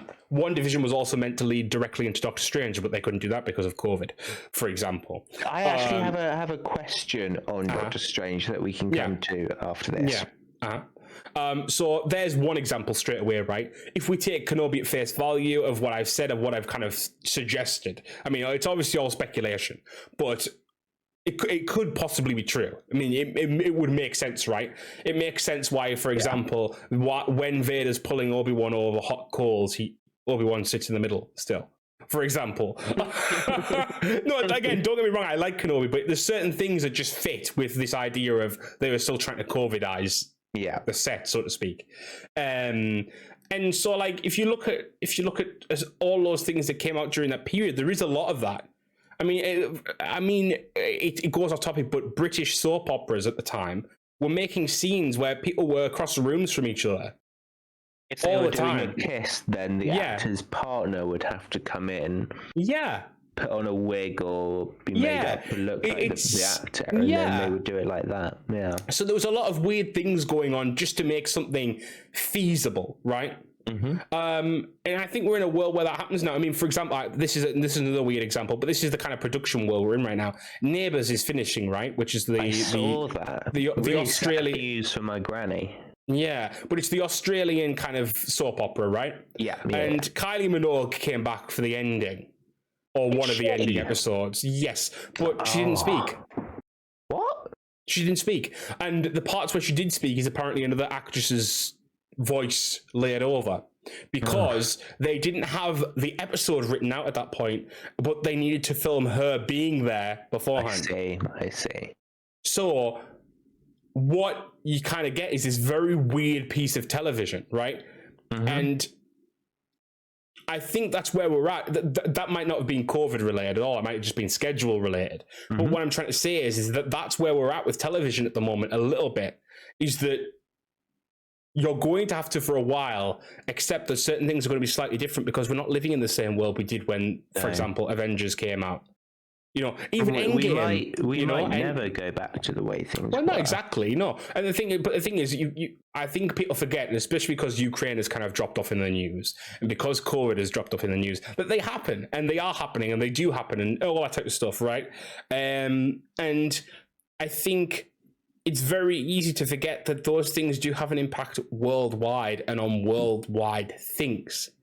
Like I'm not a scholar on world politics, but I know for a fact that if a factory is blown up in Ukraine and HGVs then can't operate properly, and then from there certain people aren't able to get their products. Well, we're seeing that's over. That's game prices, over. Exactly. Yeah, that's game over from there. Yeah, because no grain was able to come out of Ukraine. Well, I mean, fuel as well. Fuel prices. Yeah, it all adds up. And then what do you think studios will be doing?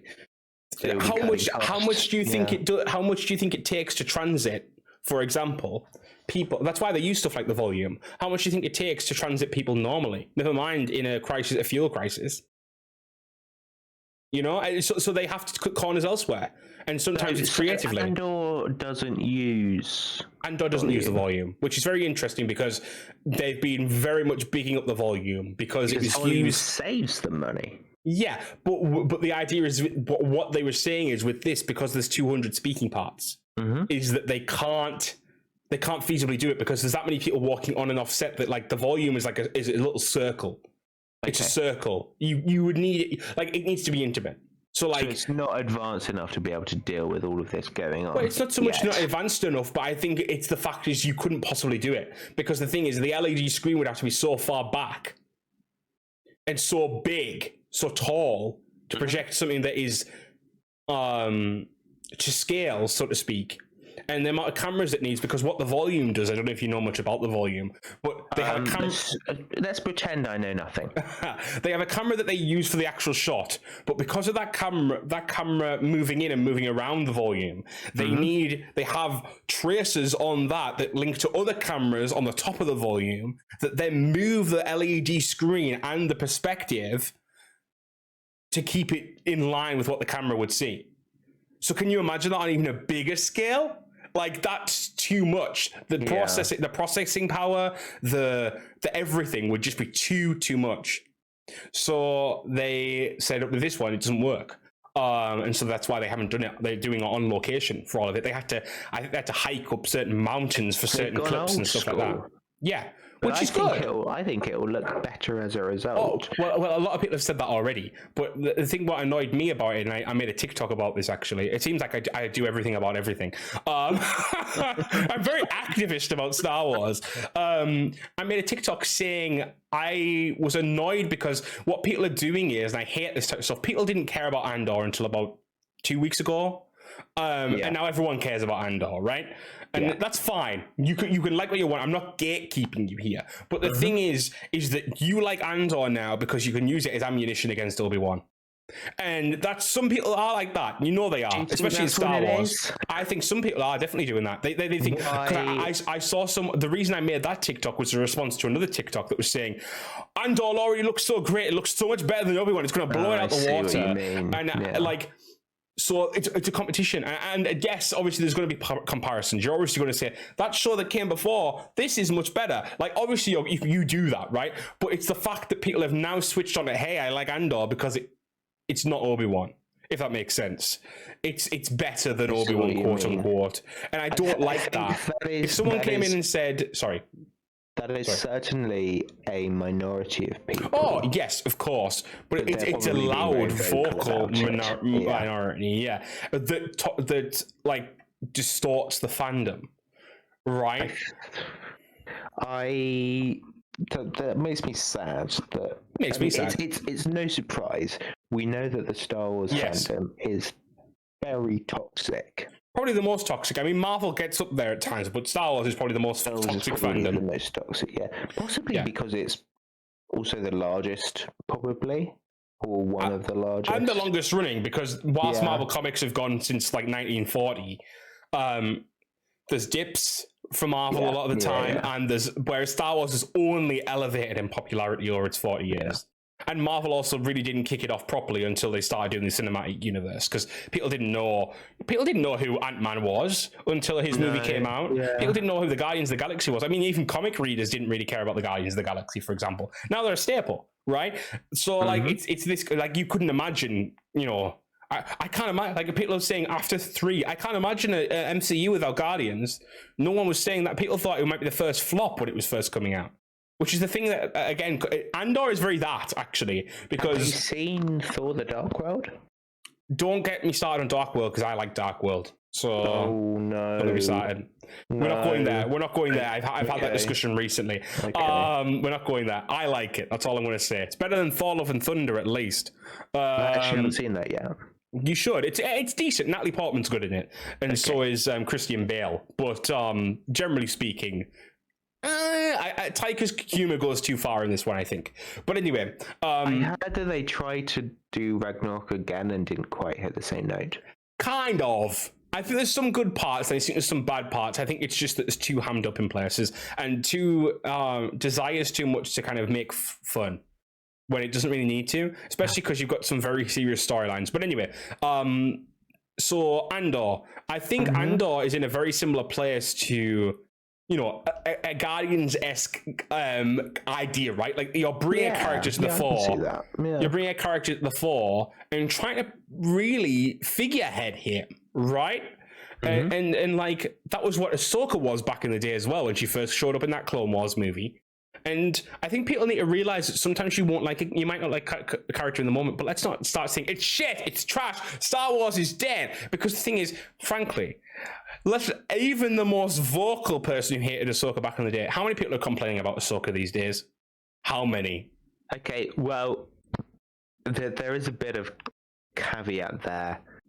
Ahsoka, when she was first introduced, was annoying, yes. incredibly annoying. Yeah. And so they've kind of done a bit of a character redemption as far as Ahsoka's concerned. I don't think it's so much character redemption. I think it's because she's a kid, right? When you first, like, kids are annoying. Yeah. Like, let's just be honest. Ezra Bridger had the same thing. Like, people like Ezra now. That's true. But like Ezra at the beginning was annoying, right? He was very and if you've watched annoying. Resistance, the same thing again. Kazuda Xiono, who's the main character of that. What a name, by the way.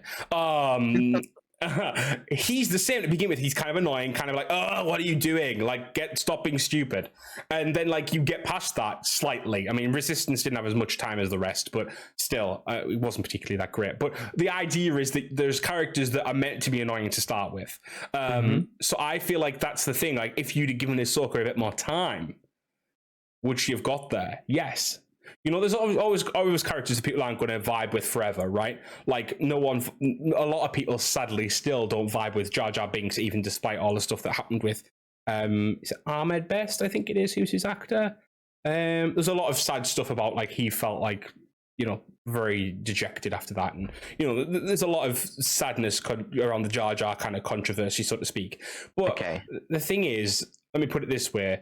Yes, Jar Jar's annoying as a character, but that's his point. And I think this thing is, some characters are meant to be annoying, some characters are meant to be disliked. But people go instantly like, this is trash. It's like, no, you're just not meant to like every character that shows on screen. You're just not meant to like them. It's like Iron Man 2, right? Iron Man 2, Justin Hammer. You're meant to hate him. You're meant to think he's fucking weird. Like, you're meant to creep out a bit.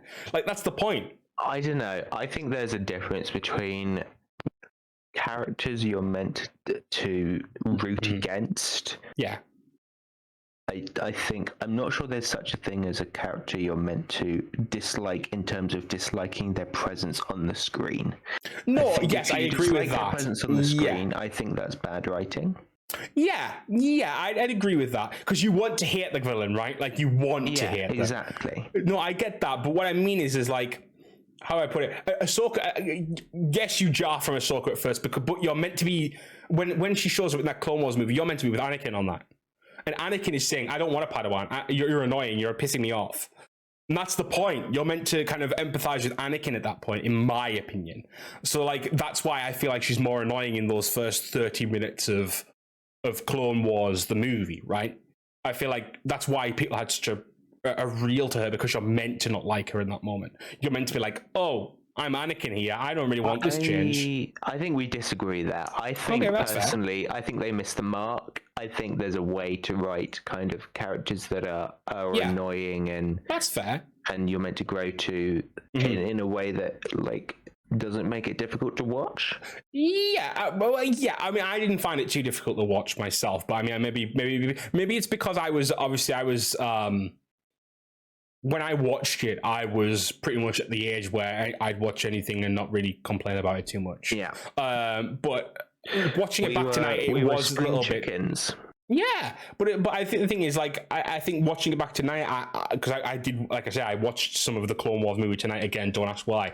I am going to ask why, for a very specific reason. We were doing the podcast on Andor, so you could have watched some of Rogue One instead. I could have, but the thing is, I feel like I know Rogue One enough. Right, okay. And I was watching some Clone Wars. Okay, leave me alone. I've started watching Clone Wars in chronological order. That's what I'm doing.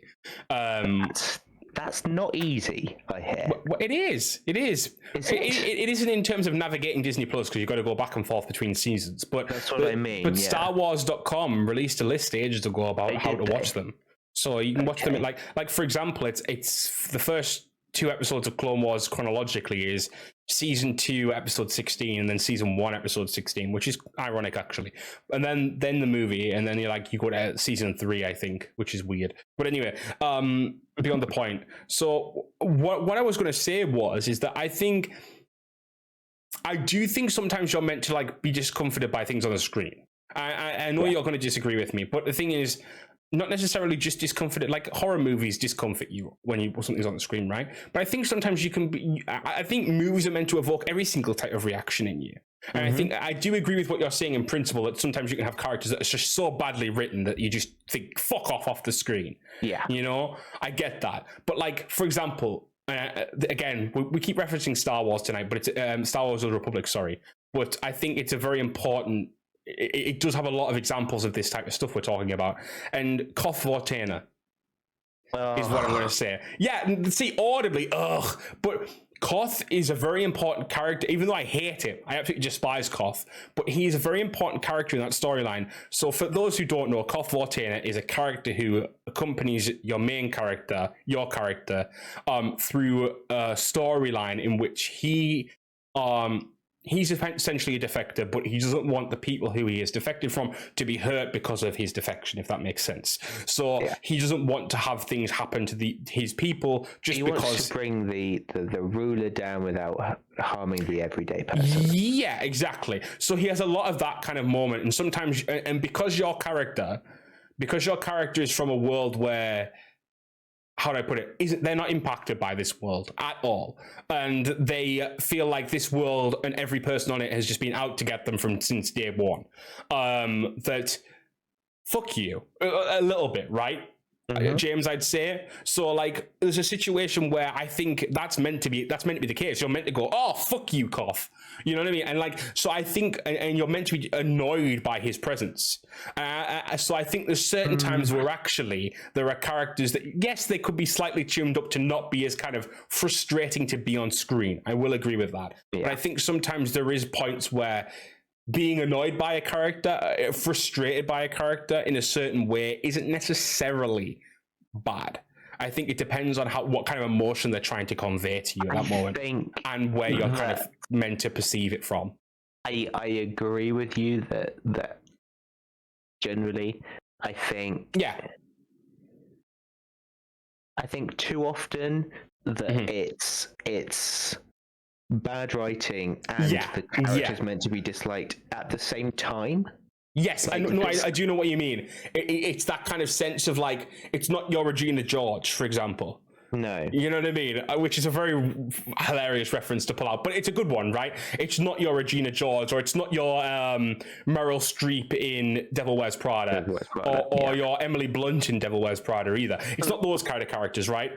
But so I do agree, and I do think it has to be used sparingly. You can't have it with like any more than one character in maybe a whole show or whole franchise or something like that. Like, that might be it. But like, I think you're right. It does need to be handled very delicately to be done right. But like, I'm trying to think of other examples. If you remember the episode in Clone Wars where the Anaconda Farr is assassinated. Let me search that name. That's the Rhodian senator.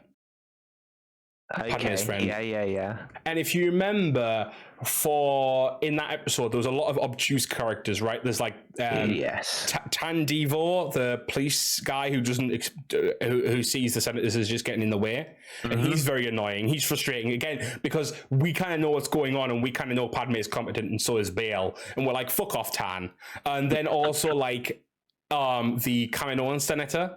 She's an annoying character, but again, it's because they're meant to kind of obfuscate the point, right? So I think in certain situations, it can be really good to have an annoying, frustrating character. But like, I do agree that it has to be handled very well, and it has to be so you're not disenjoying the thing overall. Because, for example, I do love that Clone Wars episode. I think it's a really good episode in terms of showing the Senate politics, right? But it needs to be done right, because otherwise you get someone like Rush Clovis. Rush Clovis, is an example of it done badly. Yeah, exactly. That's what I mean. Like, everyone hates Rush Clovis whenever he's on screen. I do agree in that sense. That's how I feel about, and obviously, like, any hate that was directed towards any actors portraying characters is wrong. You need to separate an actor doing what they're being told to do from your dislike of that performance. Yes, 100% agreed. You shouldn't be trolling people on social media or being any kind of, remark. But at the same time, that does not discredit the opinion that Jar Jar Binks is a bad character. No, it doesn't. Not at all. Not at all. Not at all. Not one bit. No, because if you dislike Jar Jar, you dislike Jar Jar. I don't particularly love Jar Jar. I think there's certain parts, especially in Clone Wars, because Clone Wars lends itself more to it, where it's funny. Does, yeah. And it's like it's hilarious, and you're kind of like, He lends himself to that medium. Yeah, but not the movies. He does not lend himself to live action. I don't think.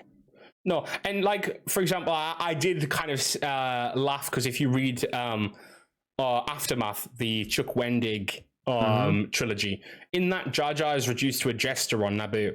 Now that's funny to me. I quite find that quite funny. It's like it's very much a commentary on the fact that this guy is the clown who gave Palpatine the power to rule the Republic, in like such a kind of like heavy-fisted way. So it's kind of like, haha, look at the idiot, so to speak. Which is what Jar Jar is. He is an idiot. Like that's just that's what Qui-Gon says to him. First thing he says to him, the ability to speak does not make you intelligent. Like that's the whole point of Jar Jar as a character, right? Yeah.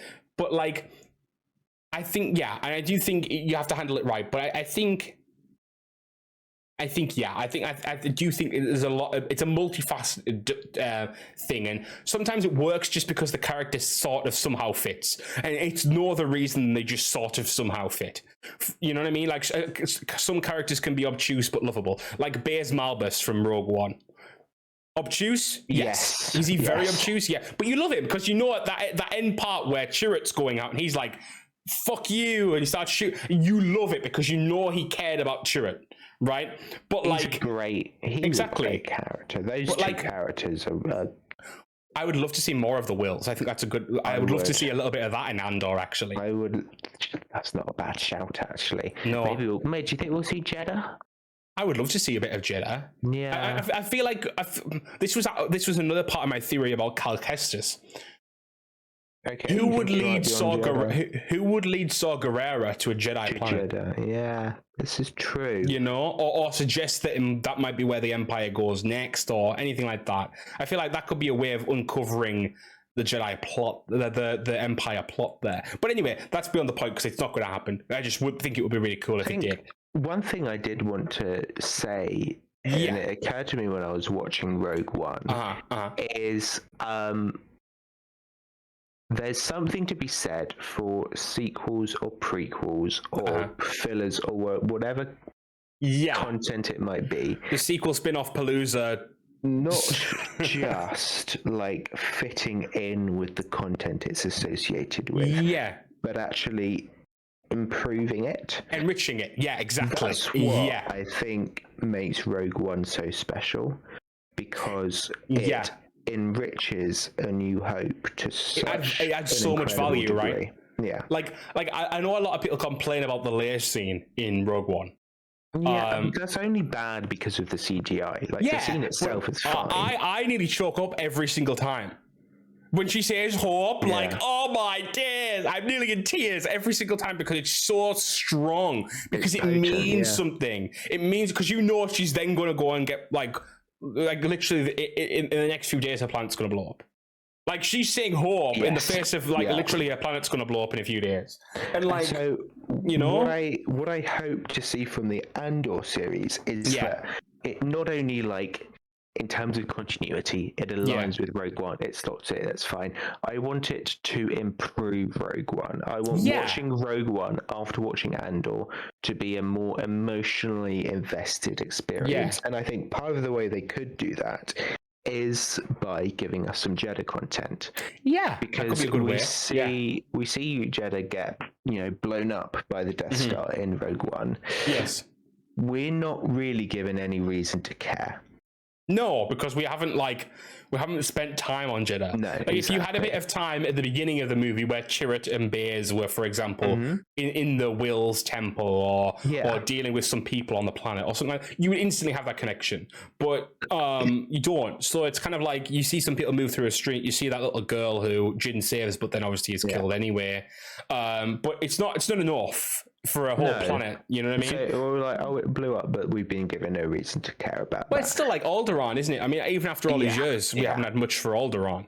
But Alderaan's not meant to be that. Alderaan's a plot device. Whereas I feel like Jeddah was meant to have emotional stake, right? The way they react and the way they, in the scenes afterwards. Yeah. It's clearly like this is hitting them emotionally. Yes. And they didn't quite get it right in terms of hitting the audience emotionally as well. So what you're hoping is Andor kind of at least adds to that a little bit in some way. Yeah. Yeah. I think I agree with that to pretty much to a point. I think what I think is going to be interesting is seeing how Andor gets to be, because if you think of Andor in that movie, he's a hard nut to crack at the beginning of Rogue One, and I want to see how he gets from being someone who's probably very caring and probably very open and loving. I mean, he seems to be very communal at the beginning of these kind of trailers. He's got a lot of people around him and friends, and he's got an adopted mother and all that. I want to know how he gets from the point of seemingly being a very open, caring person to being what is essentially a ruthless agent of the rebellion. Because if you remember at the beginning of Rogue One, we meet him, he executes an informant completely in cold blood. It's made a bit of a joke out of it, but like still, it's like, and then he's going to just snipe Galen Erso. Yeah. Like, so we have to know how it's the opposite of the solofication of Han Solo, right? I know that sounds very weird to say, but like in Solo, you see Han go from someone soft. No, so it's exactly the same. No, yeah, it's the opposite. So you see Han go from someone soft to the hardened Han that we know. Yeah, I feel like the opposite has to happen here. We have to see how we saw Andor as quite a hardened person in Rogue One. We now need to see how he was soft and gets softer, I think. Yeah. Oh, yeah. By the end, definitely. Especially like when him and Jyn are on the beach of Scarif.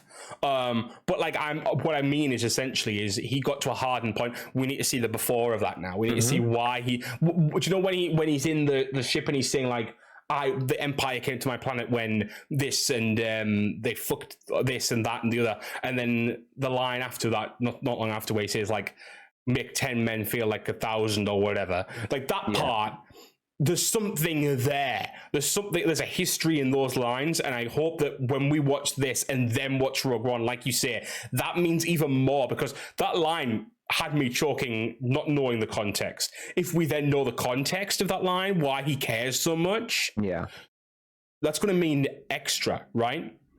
And I think so. We're getting the first 4 episodes being his childhood, and his childhood is, I think it's fighting against the Republic, right? Well, it seems to be fighting against clone troopers, but I think it's more fighting against clone troopers at the end. Like, I think this is like an occupation right at the similar to Bad Batch, right? I think it's that kind of period. If they stick with currently existing canon, it will be Andor at 6 years old. At 6 years old is when he first started fighting, which was 20 BBY. And he's fighting the Galactic Republic because his planet, I think, is part of the CIS. Right. Okay. Maybe that is it then. Wow. I didn't know. I didn't know that. I didn't know that. Wikipedia is my friend. Wikipedia has helped us once again. Thank you, Wikipedia. If you're watching, we appreciate it. No, that's great. That would be really cool, though. Another different angle. Yeah, it's interesting. Like a character that, rather than like being in the Republic, growing up in the Republic, like in the Republic, seeing it turn into this evil thing and fighting against that, someone who's always seen this institution, whatever iteration it's been in, as the enemy. Yeah. And that also makes me think, like, if it's very Din Djarin. It is, you're right. It is very Din Djarin. Because he's the same, right? Not so much in terms of Republic, but in terms of Mandalorian culture. Because he's from Death Watch, and he's outside of Mandalorian culture, but thinks his Mandalorian culture is the right one. Is the right one, yeah. Yeah, so I think it's very that, right? Makes me interested to think if Andor had survived Rogue One, say he'd survived until the fall of the Empire, how would he have felt about the New Republic? Well, I think well, there's a lot of people. I mean, again, it kind of comes full circle again to Alphabet Squadron. That happens in that book. There's certain people who were like, the rebellion was uncomplicated, right? Like, the rebellion, you fucking fought people, you blew people up, you knew who you were fighting. Then the Republic comes along. And it's like all complicated all over again, because do I want to be part of a system who's now, dealing with a million different types of, war criminal that's dealing with, people who now my crimes are now relevant again, am I going to be shipped off and become a kind of veteran of the war and just sit on Coruscant waiting with, you know, my leg amputated, that type of stuff, right? So it's very true of that kind of end of war, what now, right? And so Cassian, as you're saying there, is someone who from 6, like you're saying, has fought in some kind of war or another. Yeah. If he had survived, I think he would have really struggled being part of the New Republic. Yeah, I think he's probably a character that sees any sort of like organized, institutionalized, centralized government as inherently bad. Yeah. Which is funny because Mon Mothma, that's all she wants. I mean, the alliance is called... That's true. We're going to see him interacting with the Senate. Yeah. With her. She is within the Senate who we know are good-goodies. Yeah. But in theory are operating within a system that he must dislike. Yeah, and especially because but there's a paradox in there too, right? Because the Alliance, yes, it's shortened to the Alliance, and yes, it's shortened to Rebel Alliance and Rebels, but quite frankly, at the top of it all, the real, authentic, official, quote-unquote, name of the Alliance is the Alliance to Restore the Republic. Interesting. That's what it's always been called. Yeah. So he knows that. He knows what they're restoring, but he still sees it as somehow better than the Empire. He's reconciled that on some level, right? Because I suppose, but again, maybe this is something we see in the show where he has faith in someone like Mon Mothma because she is an incorruptible figure. I mean, if you look at it, if she can stand in the Senate on its worst day and still pick the good side, then that's someone worth fighting with, right? And I think that's why Mon Mothma is very strong as a figurehead. She's very Padme like that, very Leia like that. She is, yeah. You know, they're these unwavering characters who refuse flat out, irrespective of everything, to do anything different. You know what I mean? They refuse, point blank. Do we know what happened to Mon Mothma post Return of the Jedi? Yeah. She became Chancellor. Did she? Yeah, and she was Chancellor for like 30 years. And then she died. And then I think she just died of old age, retired. Good. She didn't get blown up by the... I mean, she might have been blown up on Hosnian, I don't know. But I imagine if she retired, she probably went back to Chandrila. Yes, I like to think that she led a happy retirement and died before the First Order became a thing. All I can say is I think the last mention we have of Mon Mothma right now is in Bloodline, which is a Leia book. And that's set, I think, 7 years before Force Awakens. And in that, it's suggesting that Mon Mothma is stepping down because she's finally achieved demilitarization of the Republic Navy. Yes, I'm reading now. In some ways, Mon Mothma's actions contributed to the New Republic's eventual undoing. Her drive for ensuring peace and demilitarization eventually left the New Republic in a weakened state of unpreparedness that lacked the strength to combat the rise of the First Order. It's quite an interesting commentary in a way, isn't it? Because it's like she sued for peace, but did she sue too much for peace, if that makes sense? Which is a very interesting thing to kind of think on, especially because Leia is Mon Mothma, but is Padme as well, if that makes sense. Like willing to fight, but not willing to give up the peace. She's the best, you know what I mean? Both worlds. Yeah, and I think Mon Mothma sometimes it's actually funny because she starts to get like very belligerent about like I'm not doing this, I'm not doing that. I like the book I just read about Padme. It's early on in the Republic, and her and Mon Mothma are having a conversation. And Mon Mothma doesn't actually like Padme, which is funny. I don't think she actually liked Leia either, which is again interesting. But they don't actually quite get along because she sees Padme as a firecracker. You know, literally this person who went to Geonosis and started blowing people up, just fucking absolutely nuking people. You know, shooting down Geonosians left and right. So it's weird because you see Mon Mothma and you think she is in solidarity with all these people, but she's got these people who are working for her who are literally the antithesis to everything she wants to have. You know? Yeah, I think she's a character that, even though she's never had much screen time, is very dear to fans' hearts, and it would be a shame if her legacy was kind of to bring down the New Republic because of her demilitarization. Yeah. But at the same time, it would be very... It's poetic in a weird way. Yeah. I think the thing is, Star Wars has always been a cycle. And I think that's what Andor does to an extent, right? It's showing the cycle of war. And kind of like, you know, especially if it starts with the Republic and then moves into the Empire, it shows the cycle of war and like the same old people and the same old armor come through time and time again. And stuff like that. And I think, you know, it's really nice to see both, because it's a weird way, it's a cycle of seeing the prequels and the originals overlap in a way we've seen slightly before, but not fully. And I feel like this show is really going to do that. Because you're going to see, you know, the politics versus the rebel rousing, so to speak.